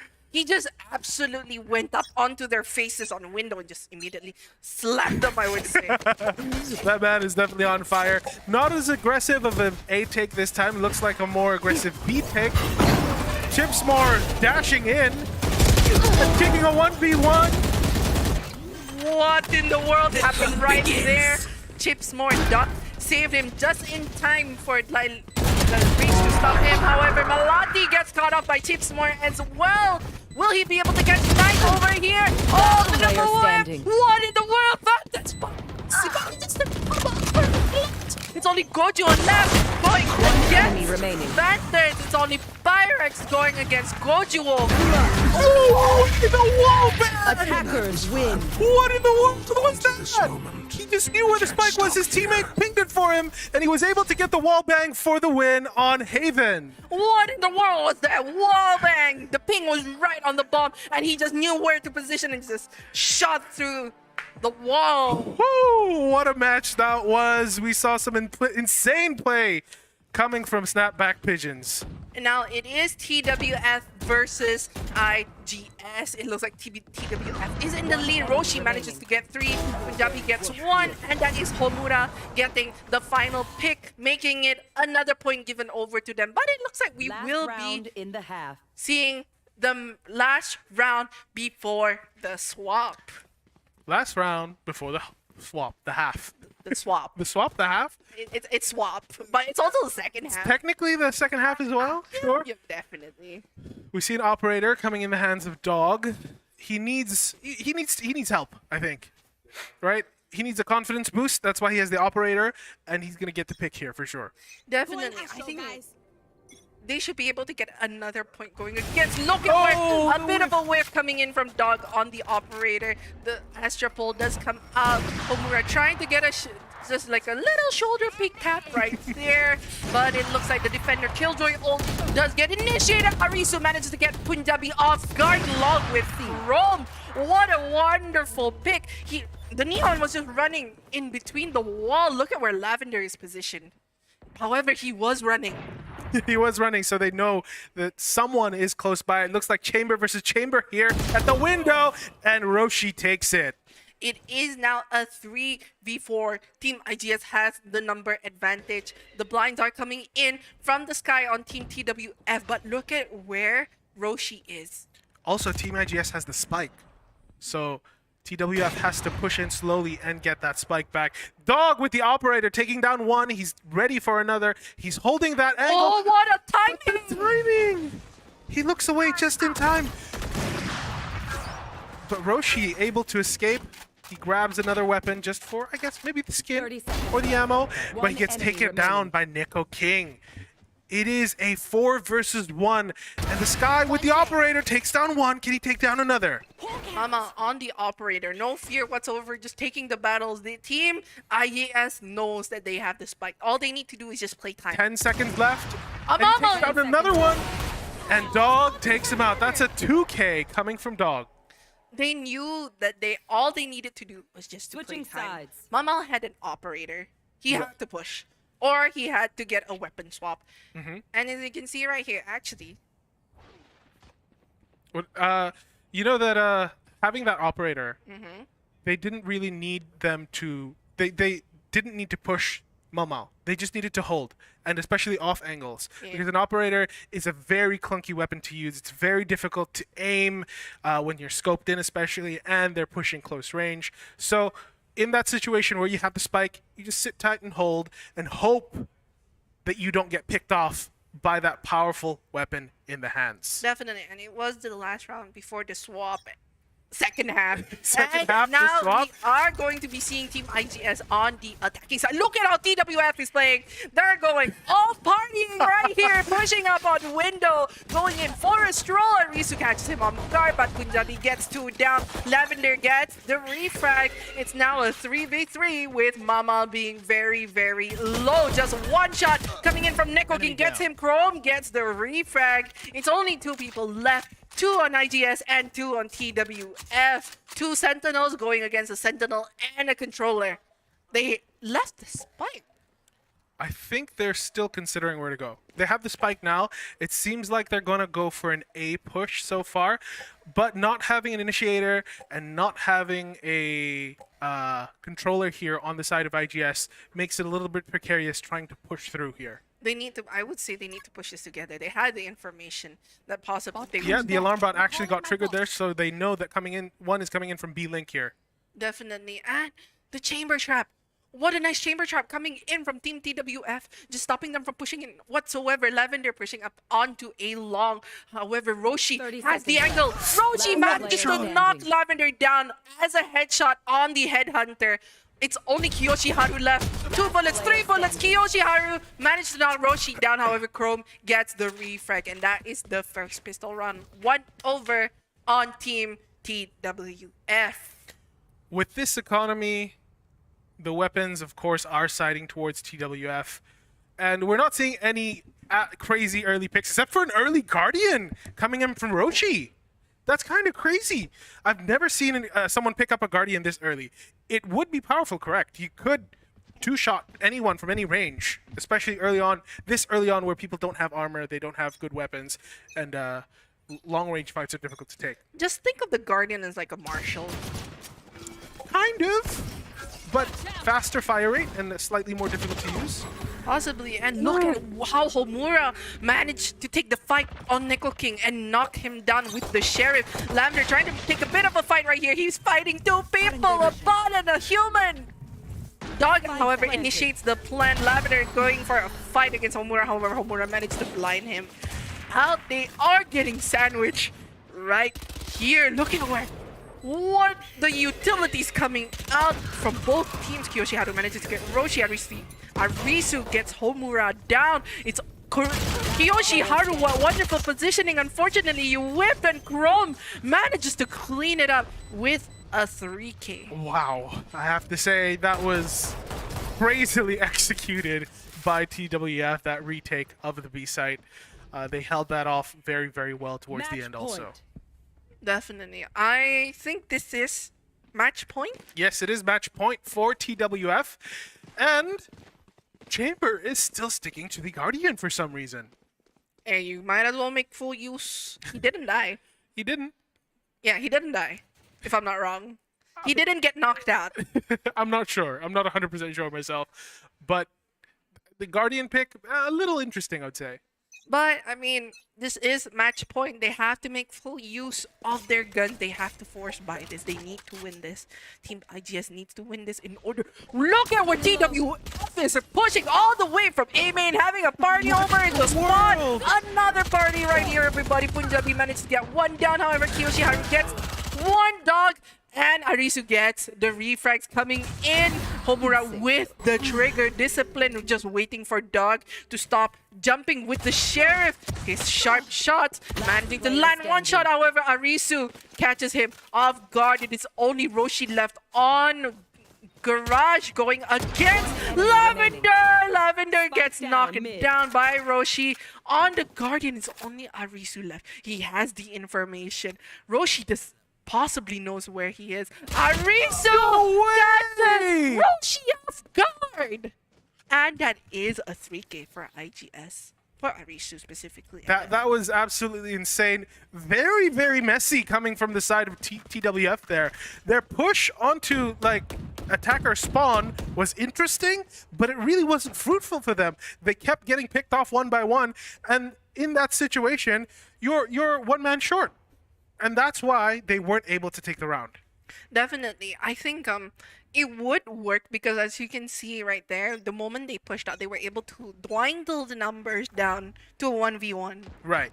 So now we are going to be seeing Team TWF not attempting the push. Not attempting the aggressive push here. They're playing much more passively, and Roshi in a bit of a rat spot here. I'm sure they have pointed him out. And it's Chamber versus Chamber as the shots go out. Actually, a 1 shot connected to Lavender there, but oh, Dog takes down Roshi there With a headshot. with a Marshall too. Those weapons are not equal. The Marshall and the Guardian are not equal weapons for sure. I mean, the headshots coming in from both guns are very interesting. They're both 1-shot headshots, if I'm not mistaken. Anyway, since that exchange happened, they decided not to take C because most of TWF have rotated onto C. They need to find a different site to take. So they're either going to risk it with an A take or a B take here. Definitely. It looks like Team IGS is possibly going to be going for an A push. Mama, the timing! He almost meets the Astra, but he turned around just in time for them to not meet whatsoever. Look at the onslaught of bullets coming through. They have control over side. Arisu manages to stop Hamura from making full use of the Empress. The breach ult, the Brim ult comes out. Chrome gets Neko King. Arisu manages to classic him down. Kiyoshiharu gets one. Chrome gets another one on the ultimate. It's only Mama against Kiyoshiharu. All he needs to do is just hold the angle. Kiyoshiharu gets knocked down by Mama, and that is a win. For TWF. Absolutely insane play coming in from that team. They did really well holding on, and I think maybe just a little bit too aggressive on that defender side. They pushed all the way from, where was it, A main? All the way to attacker spawn, and it really didn't work out for them. But in the end, they did win with a score of 13-3. I think they had the confidence. That's why The they confidence for sure, without a doubt. What do you think of the matches so far, Mochi, in terms of the second games we've seen today? I think for the second game, it felt a little bit one-sided. Yes. We kind of. I think if you guys over at home saw the scores on the right, however, the matches were still very, very interesting. The strats being pulled out. I mean, the pushes coming out from both teams as well. We saw wonderful performance coming in from both teams. I think something to highlight was snapback pigeons earlier. Yes. GB, what a wonderful job. Got an ace. Finally getting an ace. You were actually stopped with a 4K, but when we came back, you got an ace. Yeah. You knew what we wanted. Good job, great job. And earlier on, Sigun Stunners versus TG. What are your thoughts on that? It's unfortunate what happened, for sure. That Sigun Stunners, they did struggle really hard, but I feel like they didn't give up even to the final round, and they even managed to get at least one round in there to their name. I think TG's hold is just very strong. Yes. They weren't playing solo. They were playing together. You saw how the Jet was playing. Yes. The Jet was either playing with Exotic or Nucky. But the Jets' play, mind you, was also just very, very strong. The operator play, the close range, the aggression that Jet showed was just, I feel like, a little bit too much to handle for Sigun Stunners. maybe. Definitely. And also Spacey. Yeah. The chamber on the chamber. operator. Who needs one up if you have two, am I right? You know, some people say it's kind of wrong to play Jet on the operator nowadays since Chamber is around, but Jet on the operator is still very, very powerful. Definitely. She's still very viable. That's why I am not surprised to see a lot of Jet players still playing on the operator, as we saw earlier with IGS versus TWF. We have Dog on the operator. Yeah. I was able to show off. Yeah, he was actually able to show off late in the game, I actually. mean, he knew we were watching. He only had 2 frags to his name, but as soon as we started talking, as soon as we started commentating, he knew that he needed to step up his game, and he got a few frags extra with that operator, with the Vandal, and with whatever he could get his hands on, basically. Definitely, but TWF as well, the way they played their utilities, the way they initiate it with their ultimates, the Brim ult, the Reina ult as well, the headshots coming in from Homura, Roshi as well. A little bit too aggressive, in my opinion, at times, but they still did well enough.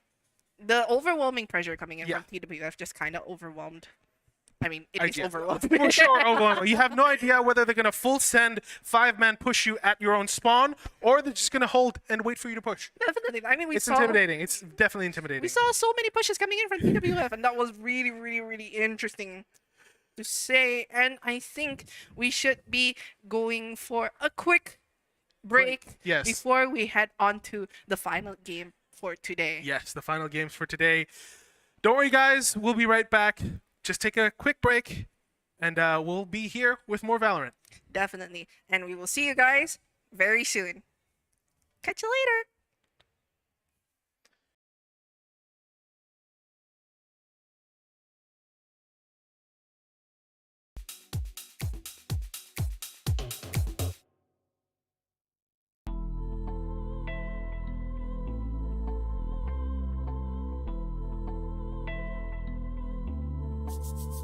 We go out and on the night, reach up and touch the light. We're dancing, we don't sleep until we die. We don't have to worry, drink up now the night is early. Keep dancing, there's no time for running right.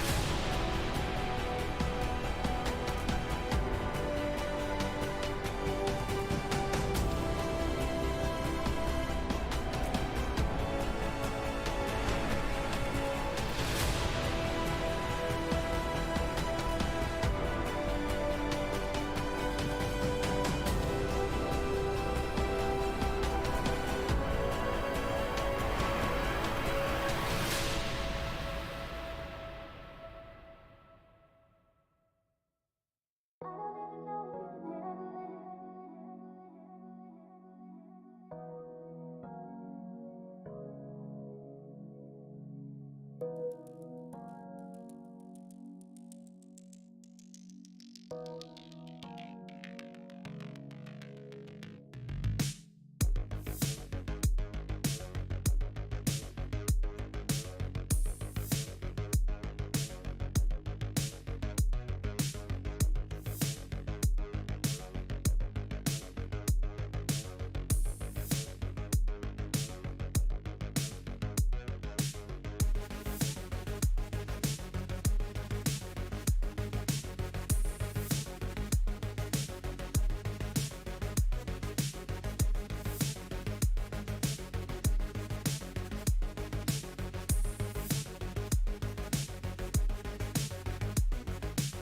don't even know if you can handle it.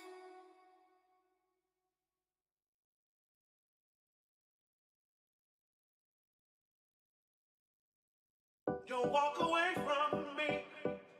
Don't walk away. Don't walk away from me. Don't walk away.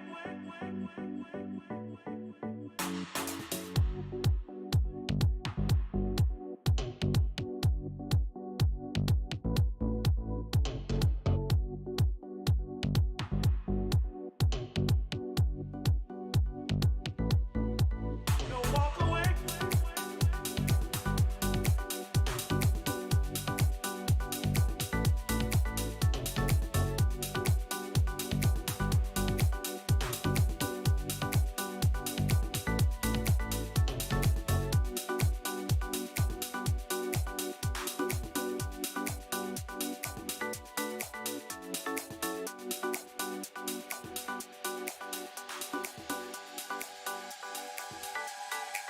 Don't walk away.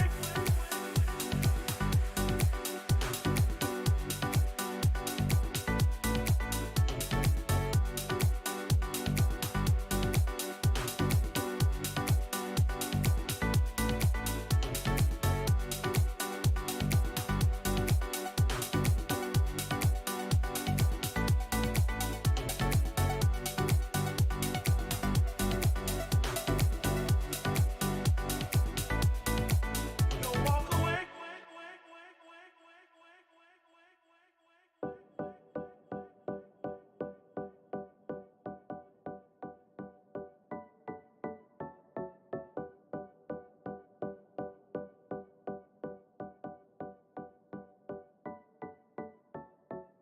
Don't walk away from me. Don't walk away. Don't walk away from me.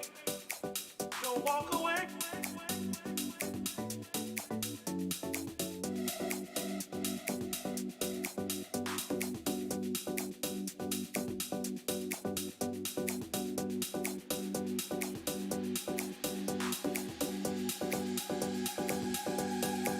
Don't walk away.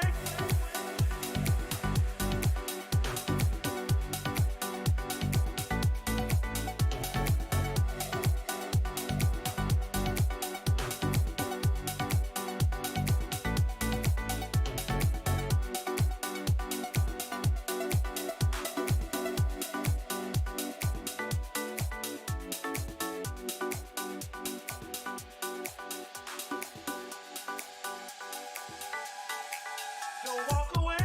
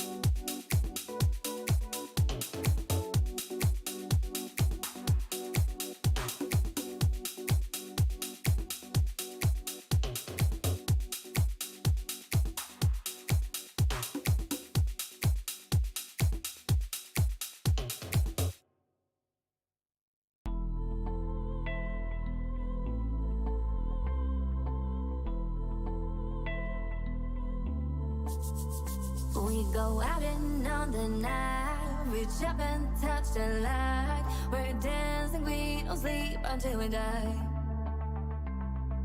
We don't have to worry, drink up now the night is early. Keep dancing, there's no time for running right.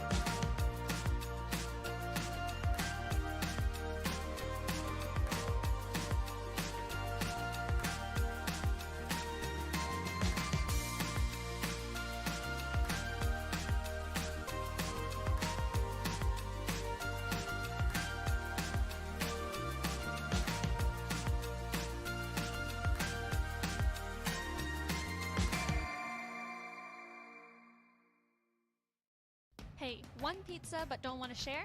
We've got Pizza Hut's My Box. It comes with one pizza and a side with multiple combinations. It's the right size lunch for you and only you. No sharing required.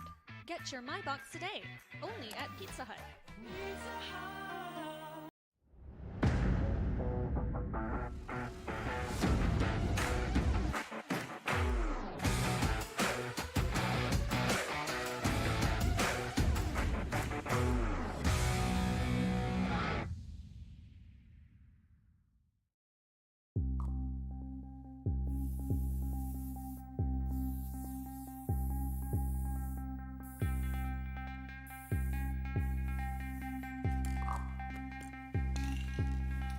Last year, we've set the stage for the biggest esports tournament in Brunei. A platform where legends are made. A $25,000 prize pool and a spot to show who was the best PUBG team in Brunei. But this year, we're about to go bigger. Welcome to the AMPRO Clash Series Season 1, where you will be given the chance to start your legacy as the first ever ACS champion. You wanted more games? You've got more games. PUBG, Valorant, and Mobile Legends Bang Bang. With 3 titles, we're looking for the next kings and queens of Brunei Esports. This is your chance to show the whole of Brunei, no, the whole of Borneo, who's the champion, and a stake at a $27,500 prize pool. So what are you waiting for? A registration fee? I'll see you on the battlefield. Yes, I've been back at it. On this music like a bad habit. I abuse it like a crack at it. I soak the beat and take a crack at it. Assalamualaikum everyone, and welcome back to the ACS Open Qualifiers for Valorant Day 2. And it is the final matches for tonight. It's going to be super exciting. We have some strong teams lined up for you people and some wonderful play lined up as well, for sure. Definitely. I am looking forward to the main group that we are going to be seeing on this live matchup. WK versus Sigun.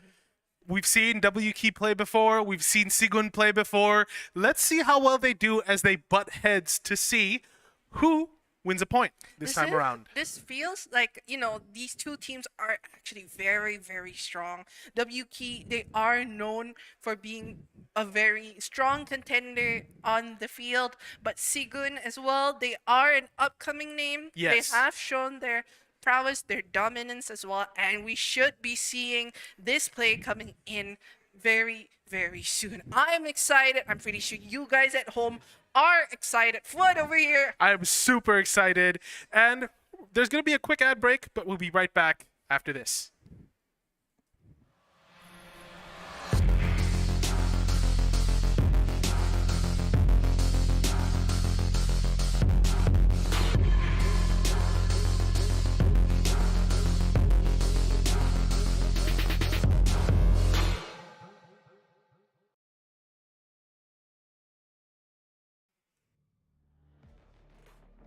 And so, without further ado, we'd like, during this agent select, we'd like to thank Boeffi. So, gamers, are you ready to conquer and elevate to the next level?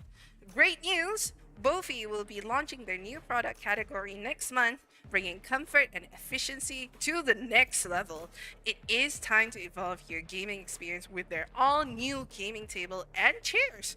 What are you waiting for? Stay tuned for more on their social media, on Instagram at Boeffi International. Boeffi, better home, better living. All right. Thank you, Boeffi, for sponsoring this Agent Select. As we are starting the match on Ascent, we don't see a chamber on the side of Sigun just yet, but we'll have to see. They haven't Select locked in your their jet, agent. so maybe a chamber pick is coming. No, actually, no chamber at all on the side of Sigun. Oh, this is interesting. So the thing is with Sigun, right? They're quite strong on attacking, but you have to not underestimate WK's defending side as well. So on here, as you've mentioned earlier, WK has 2 sentinels and a chamber, Yes. and they have a killjoy on Sigun. So this is going to be interesting. They do have a double initiator lineup, however, and both teams have opted for a jet. So the difference is they have different sentinels, they have different smokers. So we're probably going to be seeing a lot of one-ways coming in from the Omen on Team WK side, and possibly a lot more holds coming in from WK as well. Look at the gamble! Wait, actually, I think they might be switching the sides. Look at everybody just going on an exploration right here. They're just trying to decide which way to go.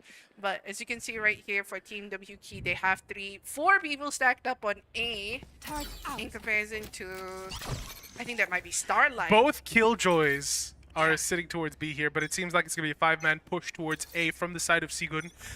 And the direct push as the jet dashes in from WK, but gets taken out from Spike Frostbite. down But A. Softy ready for the refrag as well. It's Frosted. I was like, who is Frostbite? But yeah, the Omen one-way coming in from Smokey right here. Whoa, actually, if you notice, Softy's HP is actually half right now. Yeah. They do have the WK has the HP advantage. And it looks like Team Sigun is choosing to go for the mid push this time with Softy watching out the flank. The turret is still within Pyrone's range. However, we do not know what might happen right here. It looks like they are going to be going for a 3-man push over on the Cubby. The recon comes out from Softy. Frosted just clearing his corners. Will he meet Softy? He meets Softy. However, Pyrone manages to catch him off guard. Smokey gets one. The KO knife almost catches him off guard. However, oh, it actually does. It suppresses and Pia initiates the plan. Smokey trying to make a bit of noise right here. The recon comes up. Manages to detect two people. Smokey gets one. Pyrone gets a refrag. However, Bojai gets the final pick. That was absolutely insane. And if you notice, the Killjoy throughout that entire exchange on the side of WK was basically just sitting inside B site holding it down. Until only the plant went down was the rotation happening from there. And that's the thing about Killjoy on this map. You can put her on one site and just ignore that site, because Killjoy's traps and Killjoy's kit lets you have that flexibility of the entire team being mobile and just that Killjoy having to sit tight. Definitely, and it looks like both teams are opting for the force buy this time.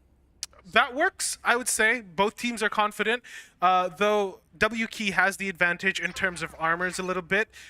Softy here going in with an early Sova dart for information as it goes all the way almost to market there, but he has, oh my goodness, and the shots there from Softy taking down Katana from WK as they push up towards mid. He is sitting on 24 HP, however, but Frosted is not letting up. Bojai getting smoked off by Hype. The amount of space being taken up by Pyrone right here with the drone coming out from Softy. Frosted just needs to peek a little bit. The contact almost being made. Look at the two people. They're playing splits. Hype as well as Pyrone are watching the flanks. We have 3 people. Pia, Ken, and Softy just going into market mid. Starlight watching the corners. The recon comes out, lands on market. The Haunt gets destroyed. However, the recon comes in. They are coming in. What in the world? Bojai gets 1. Pia gets a refrag on 2 with Frosted managing to catch Pyrone on the lurk. Smokey goes in for the teleport onto switches. It is 3 versus 1 Smokey on lanes. Manages to spot Ken. A bit of a Spectre battle right there. Now the retake has to happen as the spike does go down. Low HP on this Omen. Not really low HP, but he was tagged a little bit. The flash goes out, and Frost gets taken out. Pia and Hype clean it up for Sigun. Absolutely beautiful, these two teams. It's going to be a close match, back to back to back. This is going to be a battle for the ages and for today. This might be the most exciting match we see today so far. Definitely. I think I mentioned this earlier. I don't know if I did, but Sigun, they are known for their post-plant holds. Are they? Yes, they are. They're very strong. I've seen their executes very, very strong, but their post-plant holds, excuse me, seem to be just as strong as that. Definitely. So WK cannot underestimate them. This is, as you said, a battle of ages. And the KO knife does get initiated. Manages to suppress Frosted right here. You look at what Smokey's position. Pyro Katana over in a battle on mid. Starlight as well gets caught by the turret. Sees where Starlight is, but doesn't manage to finish her up. Killjoy versus Killjoy action a little bit there as they clear out barrels. They're looking for an A push here. Is it going to happen? Jet smokes go in, and Brimstone stim goes up as well. Softy, however, catches Frosted with the bulldog right here. Hype initiates the plan. See where Pyrone is. Where's Tyrone? He's lurking over onto mid top, just watching for any flank whatsoever, while Team Sigun along with Team WT are just battling it out. Well, he gets him off guard. He does Smokey with a head tap on the Sheriff, cleans it up, gets the lurker out, and it is now Hype can Enemy remaining. Softy being able to go against Smokey, the recon, a bit of a bounce right there. Softy, will he be able to get it? He gets Smokey, and that is a 3K for Softy, making it a wonderful. I would say that was that a bonus round? Yeah, that was a bonus round. Wow, actually. That was insane from both teams. That push by Pyrone to clear out any lurkers didn't really work out. Just wrong place, wrong time. Intention was there for sure. Intention to hold the flank for your team was there, but he got caught out by Smokey. Yeah, it was just a matter of timing. I would say Smokey had the timing, just tapped Pyrone out, but the hold, like I said again, Sigun's hold. Sigun's hold, absolutely insane. Now they are going to be attempting another A push. It is so difficult early on to push as Katana gets their first frag but gets taken out immediately as Hype and Pyrone make their play. Now the attacker Killjoy does go down in favor of Sigun here, and they just clear out sight, clear out heaven, and they have to wait. W Key has to wait for this ultimate. Pia does initiate the plan, and it is now a 2v4. 2 for Team WT and 4 for Team Sigun. The shot darts do come out. Starlight watching out just in case anybody flanks. They are. Look at how they are positioned. Once again, post-plan holds coming in from Sigun. Look at where Hype is positioned. Look at where Ken and Pia are positioned. The drone does manage to detect a bit of sun coming in from Starlight.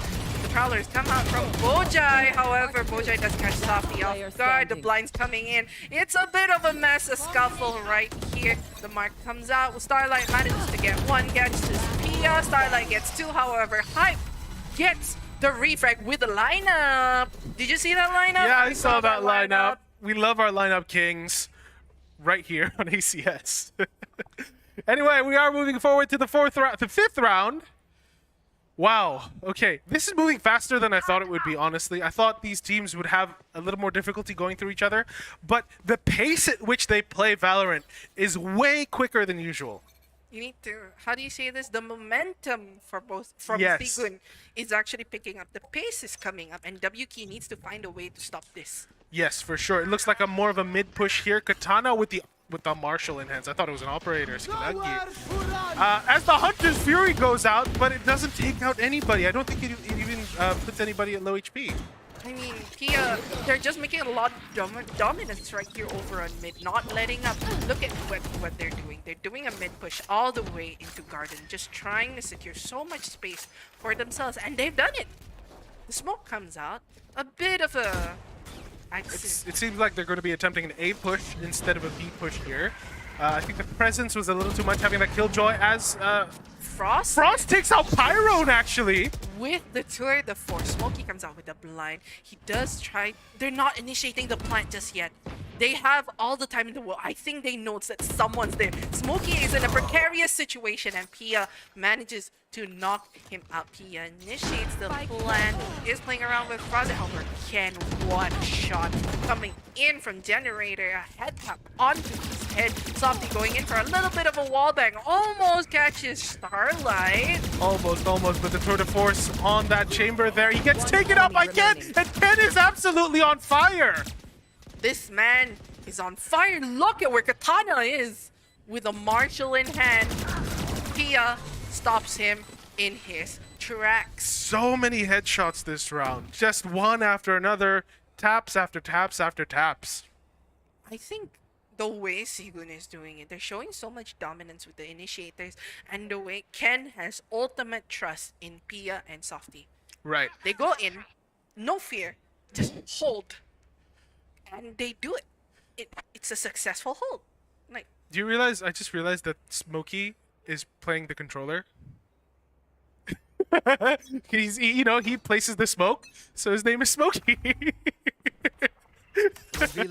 Little double entendre there as these the sixth round Everyone's having a is nice starting.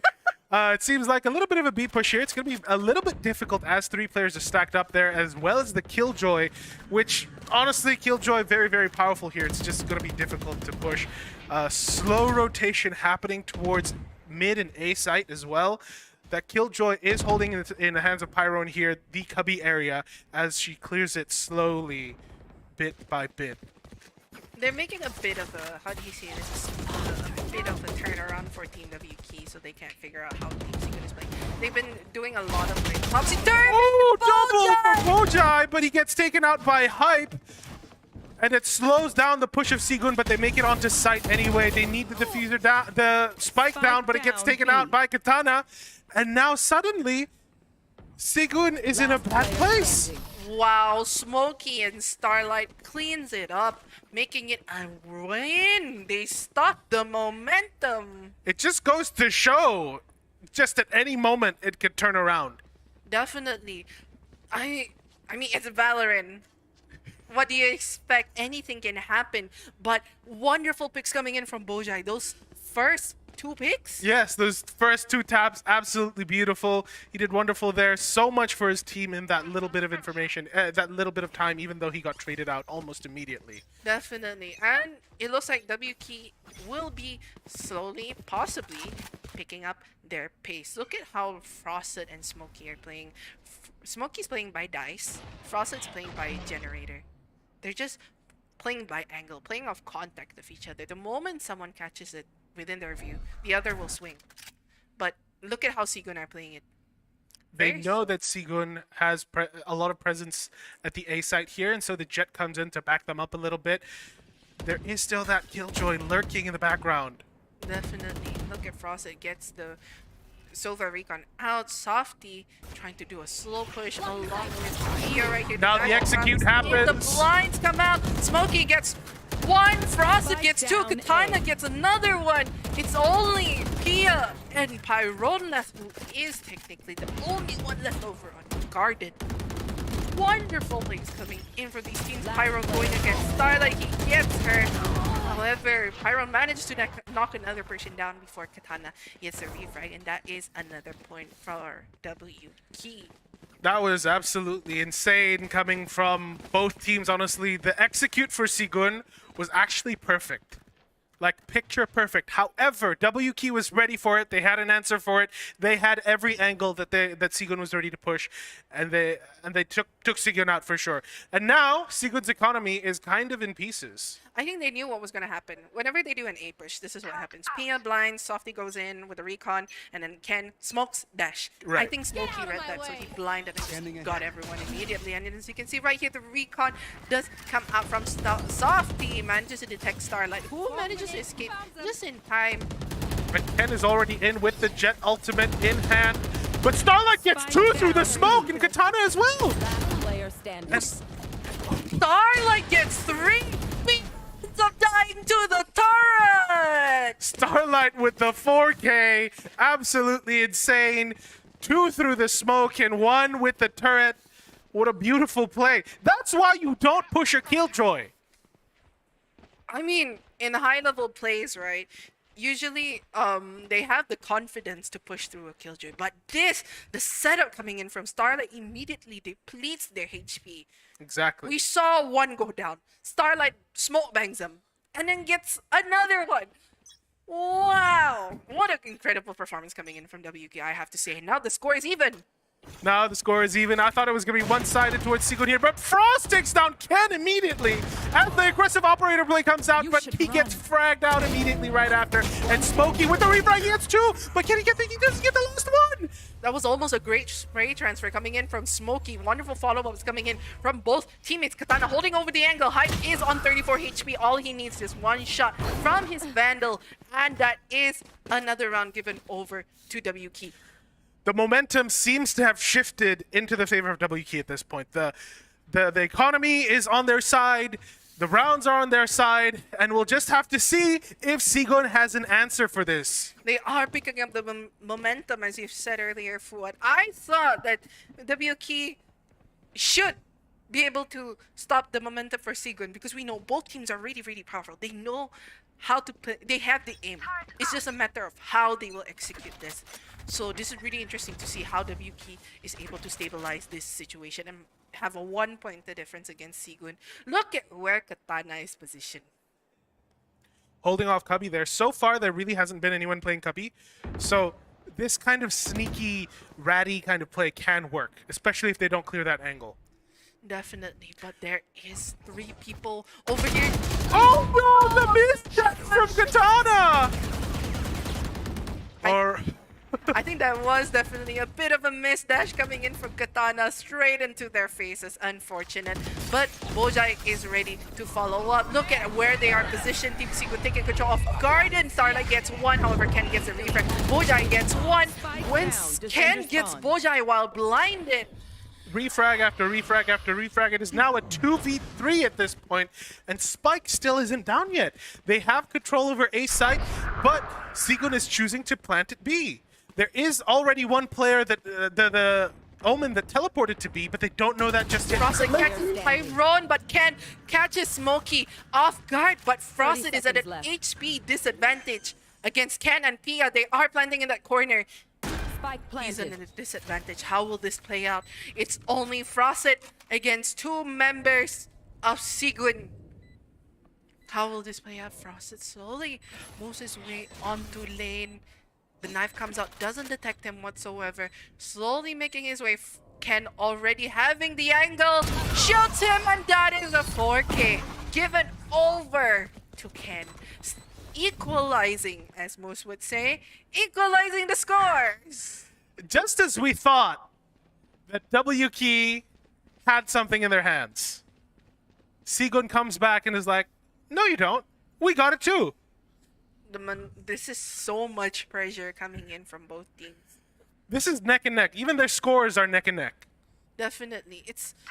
I mean, it goes to show these two are really, really strong teams. They're so close to each other. Okay, I have no idea how the rest of the match is going to pan out. We'll just have to see as the aggressive play from Smokey and Ken here. What a nice spray transfer coming in from Smokey. 3K. What in the world? That was the fastest round. That was so quick. I Last round blinked before and I the missed switch. it. That was such a fast run coming in from Team WK. Katana immediately going in aggressive. I thought he was gonna be annihilated by Pyron and whoever was right there, but Katana manages to get 1, and Smokey and Starlight and Frosted with the cleanup right there along with him, making it a 1-point difference again.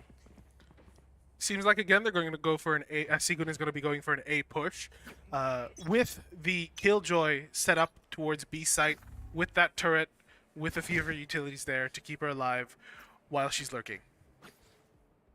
But it looks like it is match point. It looks like they're actually, if you notice that one member, I think Ken, was using a stinger if I'm not wrong.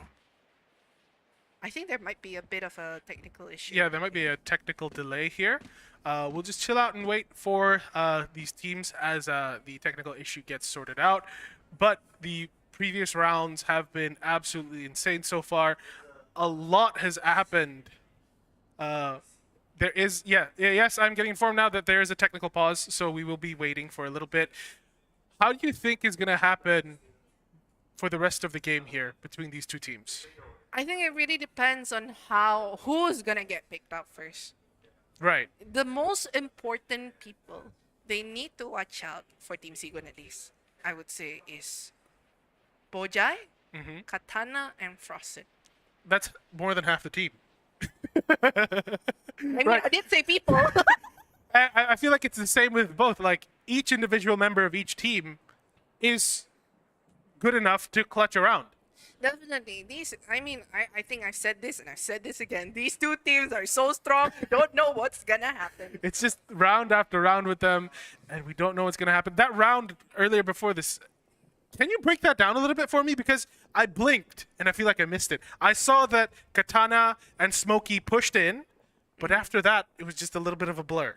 Okay, so let's recap back on what happened. So they were going in for a mid push. Yes. Katana was using the jet knives, pushing up all the way onto mid lane. Smokey as well manages to smoke out mid top, denying them any vision whatsoever. So the moment they are able to do like push up onto mid top over there, getting the necessary picks, and them having no fear whatsoever, they just annihilated everybody whatsoever.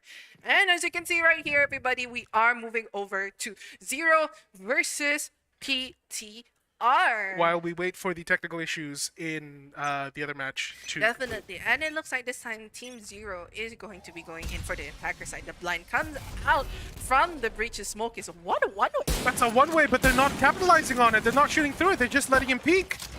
I mean, they are getting smoked off as well. This is a smoke battle. We don't have Smokey, unfortunately. No Smokey this time around, but it's okay. It seems like the A rotate is happening here. As the Sova is acting as the clearing person here, he's making his way through. He has no idea that there's one person on site with him. He gets shot a little bit. A fight with the shorty right here. They're going in circle. Look what's happening. Kayun managed to get Batuda. Kayun gets another one short, and Duncan gets the reflex laser chick. Game flow, a battle. Ooh, that was so clean coming in from Team PTR. Although, you have to admit, that was a bit of a mess. It was a little bit of a mess. Anyway, we are back with Sigun and W Key. It seems like Sigun is at a disadvantageous position here. 3 players up and only 4 players on W Key. Ah, Smokey, that one way. What a fantastic smoke. I don't think they're going to push that. They're just going to hold here at this point. It's definitely very disadvantageous for Sigun to push through that. They'd see the toes. But as you can see right there, the knife 30 manages to seconds suppress left. Smokey. They know he's there. Recon comes out. Smokey tries to get someone through the spray. He does, however, manage to knock down Ken to 2 HP, making it an Spike planted. equal number of agents left for both teams. Right, so they have to hold... Oh, the Killjoy! Ultimate goes out, but Ken takes out Starlight even at that 2 HP! He has no fear. He manages to catch Starlight off guard. Katana gets 1, gets 2. It's only Softy left with the Hunter's Fury. Softy. If that was almost going to be a perfect straight transfer, however, Bojai knocks him down. Oh, making it a 2-point difference between both teams. Just as you think Sigun has the round, W Switching Key sides. swoops in and takes it from their hands. Just like candy from a baby. This is getting tense, everybody. I'm on the edge right now. I don't know what's gonna happen. Alright, it seems like W Key is at the slight advantage here, but Sigun definitely has an answer for them. Sigun will for sure have something for them as well. And it the is second half. It is the second half. The swap, the switch, as they say. The swap, like I always like to say. A couple frenzies, a lot of ghosts actually. Do you prefer the frenzy or the ghost? Previously, back in the old days, The old days. I love to use the ghost, but now frenzy's kind of my thing. It just kind of secures the point, I would say. And now it looks like the recon comes out from Softy right here to try and prevent any any people from pushing up onto A main. So if you see Sigun's play of Killjoy here is very different from Starlight. Starlight. Instead of playing B with the Killjoy, they play towards Cubby and Yes. Tree and holding down that spot. So mid pushes are going to be very difficult, which makes sense because mid is very, very important on this map as well. Look at how split up Team WP is. In comparison to Sigun, who always likes to bunch up together and leave Pyron to lurk, now they're playing a bit more split. Although they are now gathered together. Look at how Smokey, Starlight, and Katana are pushing up. The dash coming in, Hype is just holding. Katana gets Ken. Katana almost gets killed by Hype. However, he does One get enemy another remaining. pick on Pia, and Smokey manages to get a pick on Pyron. However, Softy gets a refrag on Katana. It's only Softy against 4 members of W Key. The recon doesn't detect anyone whatsoever. No, actually detects one person. Smokey knocks him out. That was absolutely insane out of Katana. That's the kind of jet play you want to see. You want to see them get aggressive, take space for the team, as well as get the opening picks so then the team can start the spike defusal. I mean, time and the time spike again, plan.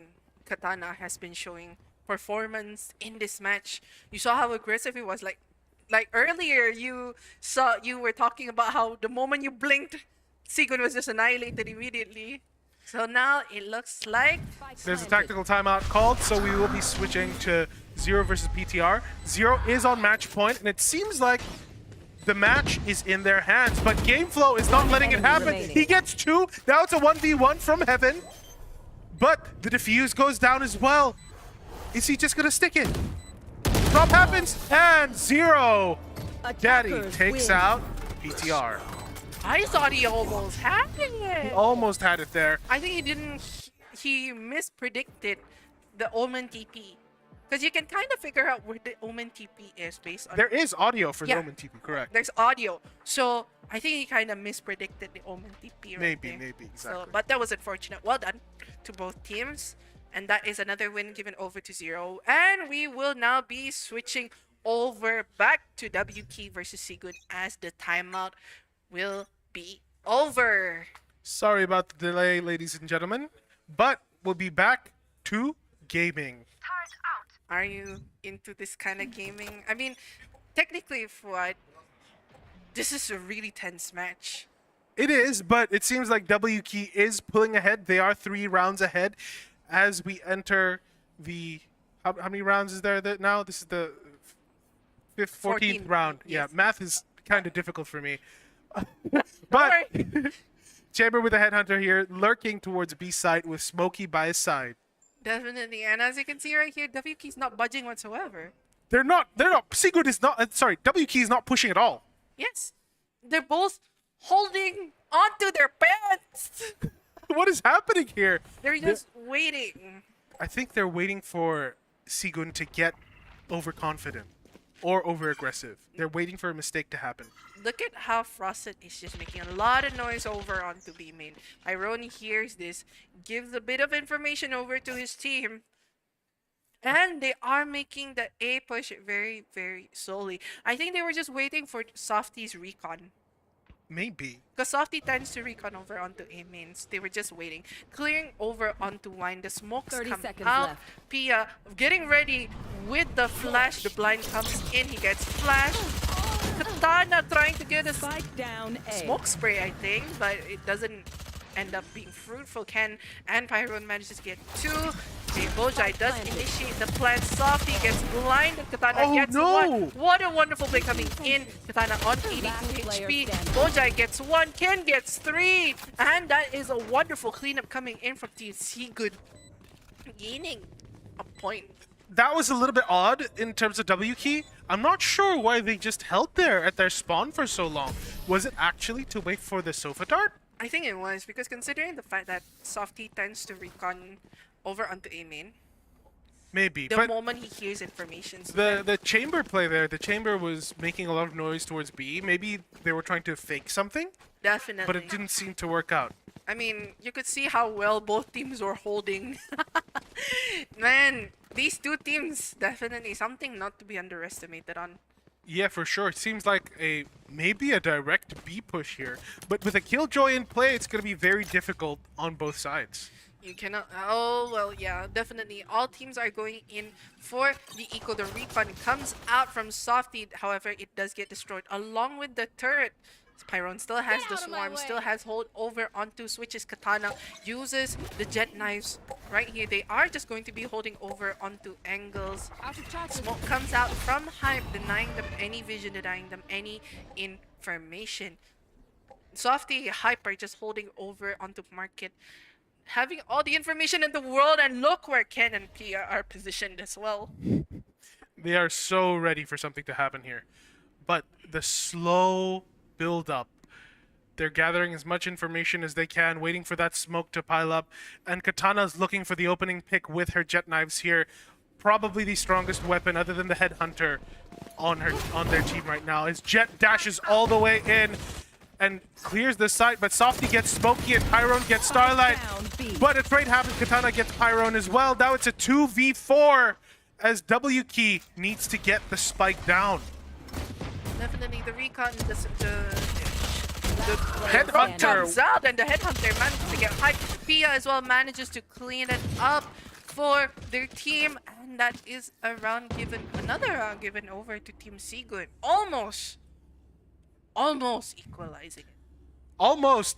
Sigun, just when I thought the W Key had the game in their hands, Sigun just crept back up and got another round. The momentum is getting shifted into Team Sigun's. I'm not sure if there's how the momentum's going here because both teams are just headbutting each other and seeing who wins, basically.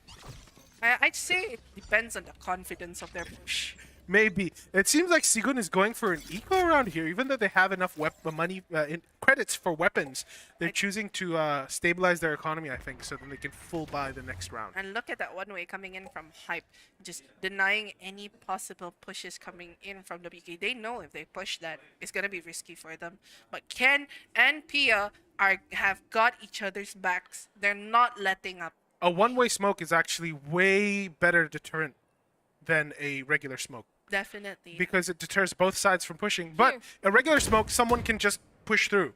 Definitely. I mean, anything can happen with the smokes. And as you can see right here, smoky smokes are coming out. Ken uses the blind coming in from Pia was amazing. However, Smokey manages to get two. Katana taking up angle. A bit of a miss. Almost, actually. He almost reached Generator. And now it is only Hype, Softy, and Pyron left on Team Sigun right here. Softy trying to get at least a bit more information for his team. However, will Frosted know that Pyron is right behind his back? I don't think so. Smokey decides to teleport out. And Katana takes down Softy, and Katana takes down Hype. Katana is on fire right now, and there's only one player left, but he gets taken down on his own. Pyron manages to knock him down with the Sheriff. However, Frosted gets the refrag, making it a 2-point difference again. Every round, these teams, one after another. I feel like there's a slight advantage, like a very, very, very slight advantage towards W Key here. It seems like Sigun is slipping up here and there, but W Key has things on lock for sure. Look at what gun Softy is using. Oh no! Oh no! That's actually so smart! He's playing B as well. He gets the information. He can wallbang right through this wall. Definitely. However, look at how WK are playing it. They're not giving Softy any chances. However, Hype is not letting them down whatsoever. Hype gets 2. Pyron gets another one. It is now 2v4. Smokey, Bojai against Ken, Softy, Pyron, and Pia. How will this go? They have control over it. Ken has the operator, gets Smokey on a headshot. Bojai, however, gets the refrag, and it's only him against the world. Pia uses the blind. Bojai has angle on Pyron, however, Softy gets the refrag on Bojai. That closes the gap very soon. What? Every time I say that one team has the advantage, the other team just like, hey, let's pick up the slack and let's figure it out. It's a caster's curse. It is the caster's curse, actually. And that Odin did come in handy a little bit. Didn't really work out for the wallbang situation he wanted. However, this time around, it could be crazy. Because it seems like W Key is stacking towards B site. And he is ready with the Odin. And he does that one! He gets Starlight through the wall! Just Sova things. He didn't even use his recon dart there. He just started spamming. Now only he uses recon dart. He's looking for more players to shoot through the wall. He knows where to shoot. And it's perfect because he knows that Team WK are on economy. They're on eco right now, except for Smokey. I'd say he has a vandal in his hand. But look at where the Prowlers are. Pia just holding over on the angle. They're playing Crossfire. He gets one. He doesn't get another. He flashes out. Bojai gets one as a refrag. However, it's only him against 4 members of WK. Hype manages to clean it up. And, wow, Pia actually almost stepped into his nade. It is now a 9-9. Equalizing the score! Sigun does have the advantage in terms of economy. We'll see if they can pull ahead because of that. I mean, they have the ultimates. Look at Frosted, Bojai, and Starlight. Tour de Force, Fade Ult, Killjoy ult. But I mean, you have But on an eco round, would you spend that? Maybe to secure the round, but not like early on directly, no, right? definitely not early on, except for the Tour de Force. Yeah, except for the Tour de Force, because that's a weapon right there. Definitely, and it looks like Ken is going to be going on an aggressive angle right here. Look at how he's playing. He's playing right on that angle with Katana just hiding away from the recon. That Softy initiated on, but the smoke is coming in. I think they're trying to fake something. Maybe here. They're looking. Ooh, he whiffs and it gets down to 79 HP. He backs off back to tree. And I think he's calling his teammates for help here. He hears a bit of the Fade Hunt actually coming in, and he manages to get his location detected. They know where they are. Ken gets one, however, Down, Frosted gets the refrag onto Ken. Pia holding over to the angle. He gets smoked. However, Pia sees the barrel of Katana's gun. Frosted initiates the plan, and that is the Prim ult being initiated. Frosted almost got caught in it, actually. Look at where Pia is shooting. He's just wallbanging right here. Hype. No way! Enemy remaining. What in the world, Sigun? You guys take my breath away by how you guys play those aggressive plays. That ultimate from Brimstone, absolutely sealing the deal, actually. That made W Key panic. Man, and may I say, Hype gave us a hype. He did give us a hype. Wow. And it looks like Teen Sigun's economy is flourishing. Look at that. Absolutely flourishing. Their GDP is through the roof. I don't know. I didn't think you'd say that, but okay. As you can see right here, Softy going with the wall bang again. However, he does not get one this time.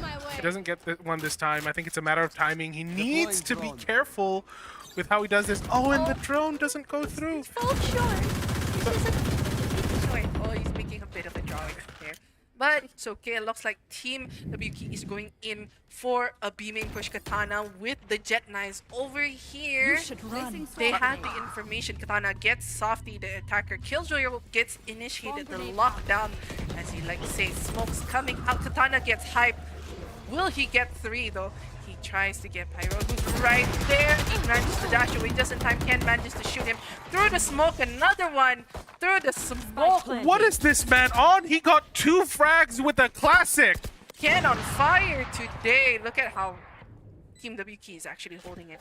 They have the spike down and 3 players from Sigun pushing through market. Slowly, they need to make a retake here. They need to make something happen. They hear the Killjoy turret being initiated. The smokes come out. The amount of information being gathered by Boja here is amazing. Starlight manages to get Ken. The lockdown gets initiated. Boja gets Pia. Pyron manages to get the refrag. However, Frosted gets Pyron, equalizing the score once again. I cannot with these 2 teams. Every time I think one takes the advantage, they shift the momentum to the other side, and there is a timeout starting from WK. I think they want to shift the momentum a little bit, slow down. That's what these timeouts are usually for. Definitely. Timeouts are usually for when they realize, okay, we need to get a grip of ourselves. We need to Yes. rethink our strategies. What in the world is going on? Or possibly, you know, this is the time to get yourself some water, just catch your breath. Or, I need to go to the bathroom. I need to go to the bathroom. One moment, guys. Timeout active. Yes, I think this is the right time to call the timeout. Because if you really think about it, Sigun's momentum is slowly going down. They won a round. Okay, the thing is, right, it's so far, momentum has been shifting back and forth Yeah. throughout. They've been able to stop each other's momentum over and over again, and it is 10-10 now. And I'm almost sure we're going into overtime. Definitely. We saw a lot of momentum shifting. We saw a lot of hype coming in from both teams. Yes. It's left and right. But that was during gunplay. This is in terms of timeout. This is the mental game. What? This is the mental game. Whoever getting in their mental is heads. so strong here, I swear to God, if you guys can keep up the momentum right here, I give you guys my applause. You guys are my number one favorite team. But, Number 2, Shroud is on Sentinels now. Come on. okay. I'm sorry. Forgot about Shroud right there. But it looks like we are going to be going back into the game. Wait, what? W key. A is completely free, and Sigun is pushing through mid. Are they playing for a retake or what's happening here? I think they're just gathering information. Like I said earlier, Fuad, mid is so important for Ascend. But for 5 people to push through mid? They have no fear. The amount of information that you gather just from a single push is so immense. They know that no one is over on mid top, mid lane, or even mid top. So they know they're all But on. Frosta takes down Ken as the Fate Ultimate goes out as well, and Hunter's Fury. But Katana is maybe ready for it, but no! Oh, the Prowler comes in to blind Softy. He does have the Odin in hand. Bojai manages to get hype. Smokey, however, holding the angle over there. Bojai gets Pyron. This man is on fire. He manages to catch Katana through a wallbang right there. Softy with the drone. Catches from Monkey. What a wonderful drone coming in from Softy. Pia gets him down, however. Frosted manages to knock Pia down. A bit of a tether coming in from Bojai. It's only Softy left against the 3 members of WK. However, Frosted manages to get the refrag, and that is another point given over to WK. But 1v3 with the Odin in your hands. That is doable, I think. It's scary. It's scary, but also you gotta respect the Odin for sure. As long as you hold a crossfire, I think you'd be able to win the Odin. Maybe. Look at the guy. He's not letting up. Odin in hand in Ascent is like, you know, it's like the best gun. This map is made of paper. Definitely. It's a wallbang and easily you can knock someone down at least. But, I mean, they do have a 1 point difference. Oh, Sigun has changed up their strategy completely. I've realized now that they're no longer going for standard play. They're no longer going for defaults. They are just going to be going for retakes at this point. 3 players are pushing towards heaven here. And Pia is spraying through the ground, hoping to get that jet, but unable to. 3 players just chilling in heaven, trying to figure out if they can make the push through. The spike still hasn't gone down. It just actually did as Ken takes down Frost. It is only 4 members left. Smokey being on very low HP, however. Look at how Katana and Smokey are playing. They're playing Crossfire. They know that a lot of members are over on a heaven. The Prowler comes out from Bojai. They are. Look at how... Is Starlight playing lineups? Maybe, actually. Oh, but it does not become... Oh, no! But he Starlight... got it to half. Wait, is there time? Do they have time? They have got time, it to they have half. time, they have time, they have time. It's half. It's Okay. half. Smokey almost catches them off guard, but I swear that Odin... I don't know if their strategy is working, actually. Their idea to retake instead of just holding, is it actually working or is it just a stroke of luck? I think it worked. It's working because if you see right here, I think Sigun's adaptability is to be noted of. They Yes. are able to adapt against their enemy team that they're going against, and we can see it right here in WK. They know that WK like to hold, so what they do? Gather information, go out, have a stroll. That absolutely makes sense. And they don't do that too often here as well. Instead of pushing all together, they're playing more default now. Yeah. See, they're making a lot of different things. Very creative coming in from Sigon. I like to see this. And you can see right here, Frosted slowly coming in. Softy is just holding over the ankle, just waiting for someone to push in. But Pyro has the contact. Hype manages to knock Starlight out over on mid top. Smokey's helping Katana get the orb actually, along with Bojai. This is going to be a bit of a fickle, I would say, for Team WK. They are having a bit of a fight. Well, not really. Hype. I think after they got that plant down last round, Yeah. they had that confidence in their minds that they would win the round. But Sigun had a different idea. Oh, and no, another wall bang from Softy there. This is why you don't challenge B. You either face a Killjoy or you face a Sova with an Odin. The utility usage coming in from both Pyron as well as Softy is really, really interesting. I like to see that. Oh, but look at Ken! No fear whatsoever, spraying and down A. getting Katana and 30 Bojai seconds right there. left. Smokey, however, gets the refrag. It's only him against 2 members of Team W. Wait, Team Sigun.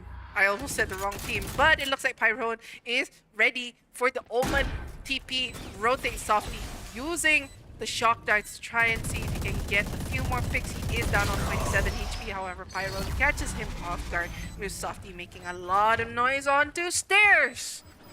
That is Just I'm trying to figure out the thought process of these two teams. They're playing at such a high level.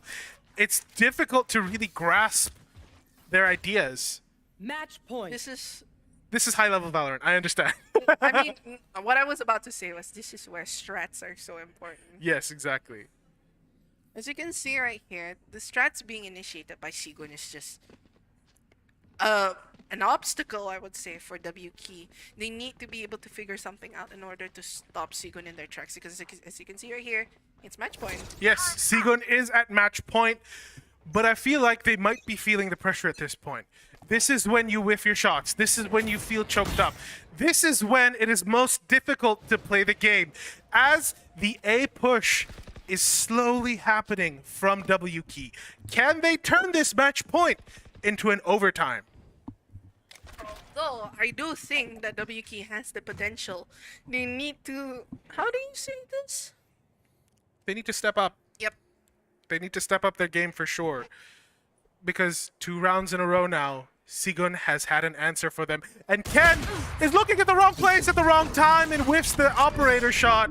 Oh, he does get blinded up by Smokey, however, and it looks like the lockdown does get initiated. Look at how aggressive Team W Key are now. They have taken up space over onto Cubby. They now have full control over site. Smokey is initiating the plan over onto Dice. They are watching over onto Heaven, but look at how spread out Team W Key is playing. Yes, but are they playing right into Sigun's hands? Because Sigun has played the retake before, and they've been doing it well. And the Killjoy ultimate goes out as well, as Killjoy gets taken out. But Katana versus Ken, and Katana takes Ken out. And this is the first overtime for this tournament. Open Switching qualifiers first overtime Overtime. between WK and Sequin. I think we kind of expected this. Yes, I expected this for sure. That was absolutely insane. I have goosebumps right now. I knew that it would be difficult for them, but now they need 2 rounds in a row on either side to clean up and take the win. Oh man, I'm feeling so tense right now. And I'm not even playing. I'm just watching these people just play it out. You can see it's so mind-boggling. I'm sure the viewers feel that same pressure as we do. It seems like a very standard play here. It's going to be a mid push with an A lurk from the Killjoy there on the side of Sigun. And that That lineup. beautiful Oh, line. Recon comes out to try and scan anyone over onto mid. However, it looks like they are going to be going for a mid, possibly a mid hold. They haven't decided where to push just yet. Looks like they are, actually. Leaning towards A here, maybe. Yes, definitely. But they have not cleared out Cubby. They have no information, but Boja is just ready there with a Prowler, I think. Definitely. Teleport's They're just, ready. they hear the Sova drone being utilized right here. Hype slowly from the back along Pyron watching their backs. The 3 main players, Ken, Softy, and Pia, slowly making their entrance over onto Cubby. Manages to tether all 3. They need to follow up on this. However, they choose not to. The Prowler manages to detect 1. They are not really pushing in. That is both Prowlers being used by the Fade on Team WK's side. What will happen now? Team Sigun is just enforcing their hold onto the Cubby. I think more than anything there, the Fade wanted to get out and slow down the push as much as possible as the rest of the team was taking space here. And Katana gets taken out there by Cannon. Well, what? Wait, I blinked my eyes. Boja! enemy remaining. Boja gets 1, 2, 3 attackers. Sigun, Softy cleans it up. I had no words. I just blinked once to try and recover the tears in my eyes because of how intense this is. Absolutely insane from both sides, but Sigun just had the edge there. It just seems like when you think one team has the advantage, no, not really. Clear gunfights can happen, and pure aim battles can happen right there, just like an A site. And right then and there, Sigun took the win for that for sure. It is match point. Overtime first match point. Will Sigun How take the many overtime match points do you think we're going to see today? Oh, no! Don't ask me because Softy's holding an Odin. He's getting ready to go for a wall bang. Yes, but the Prowler does go out, and the Prowler does get expired. He is just going to hold here. I don't know if he knows Spike that the Omen down is right mid. there, but he sprays through the wall trying to get something. He gets the shot, the dart through, and Pia takes down 2. Oh my goodness! Sequin just takes it just like that! If you notice, Pia and Hype gets the first pick, and Pia was able to follow up after that. That was so clean coming in from Sigun. I have to give them props for that. Absolutely insane coming from both sides. Honestly, we saw some amazing Valorant being played tonight on both Sigun's side as well as WK's side. Honestly, for me, that was the best Valorant I've seen in a while. Definitely. I think this match as well, after today's match, I think this match was definitely the one that we needed to look out for. I don't know about you guys, but I was on the edge. I almost fell off my chair. I mean, Me too at a couple points. Yeah. The way these two teams were playing, it was just their energy kept matching each other at every point. And it's so amazing to see when two teams are so neck and neck close to each other, but their strategies, their ideas, their gunplay keeps evolving round after round.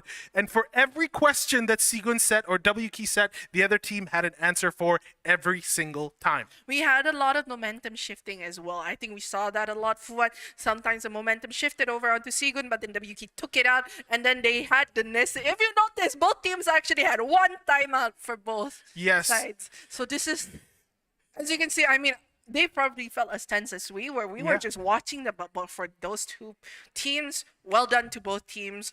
Congratulations to Sigun for getting that win, and that is the final match for today. But before we leave you guys, we'd like to thank our sponsors of ACS.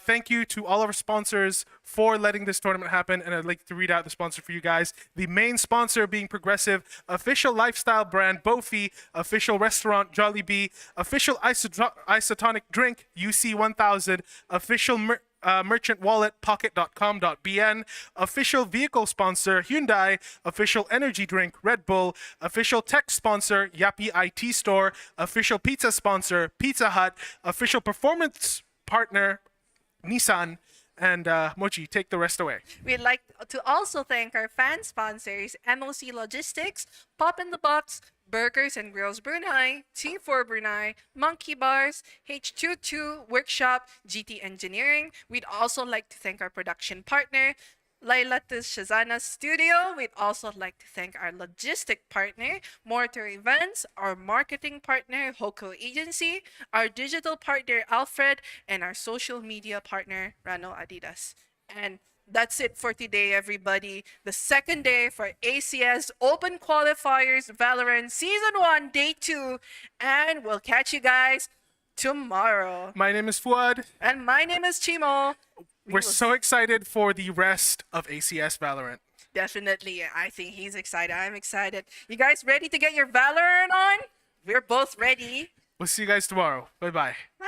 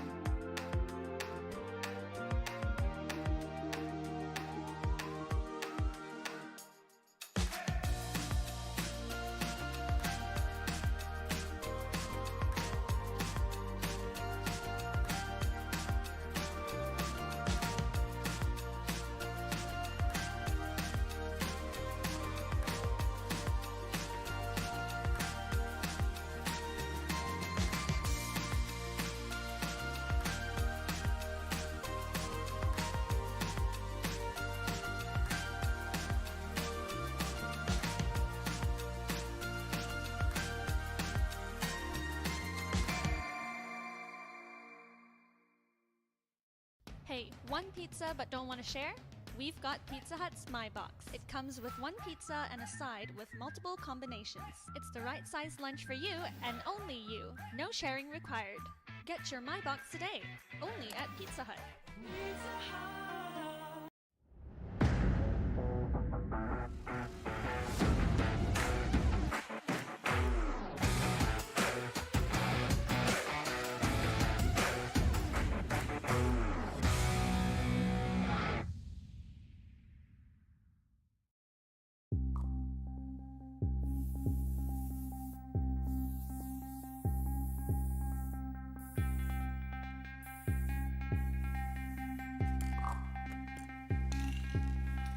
Last year, we've set the stage for the biggest esports tournament in Brunei.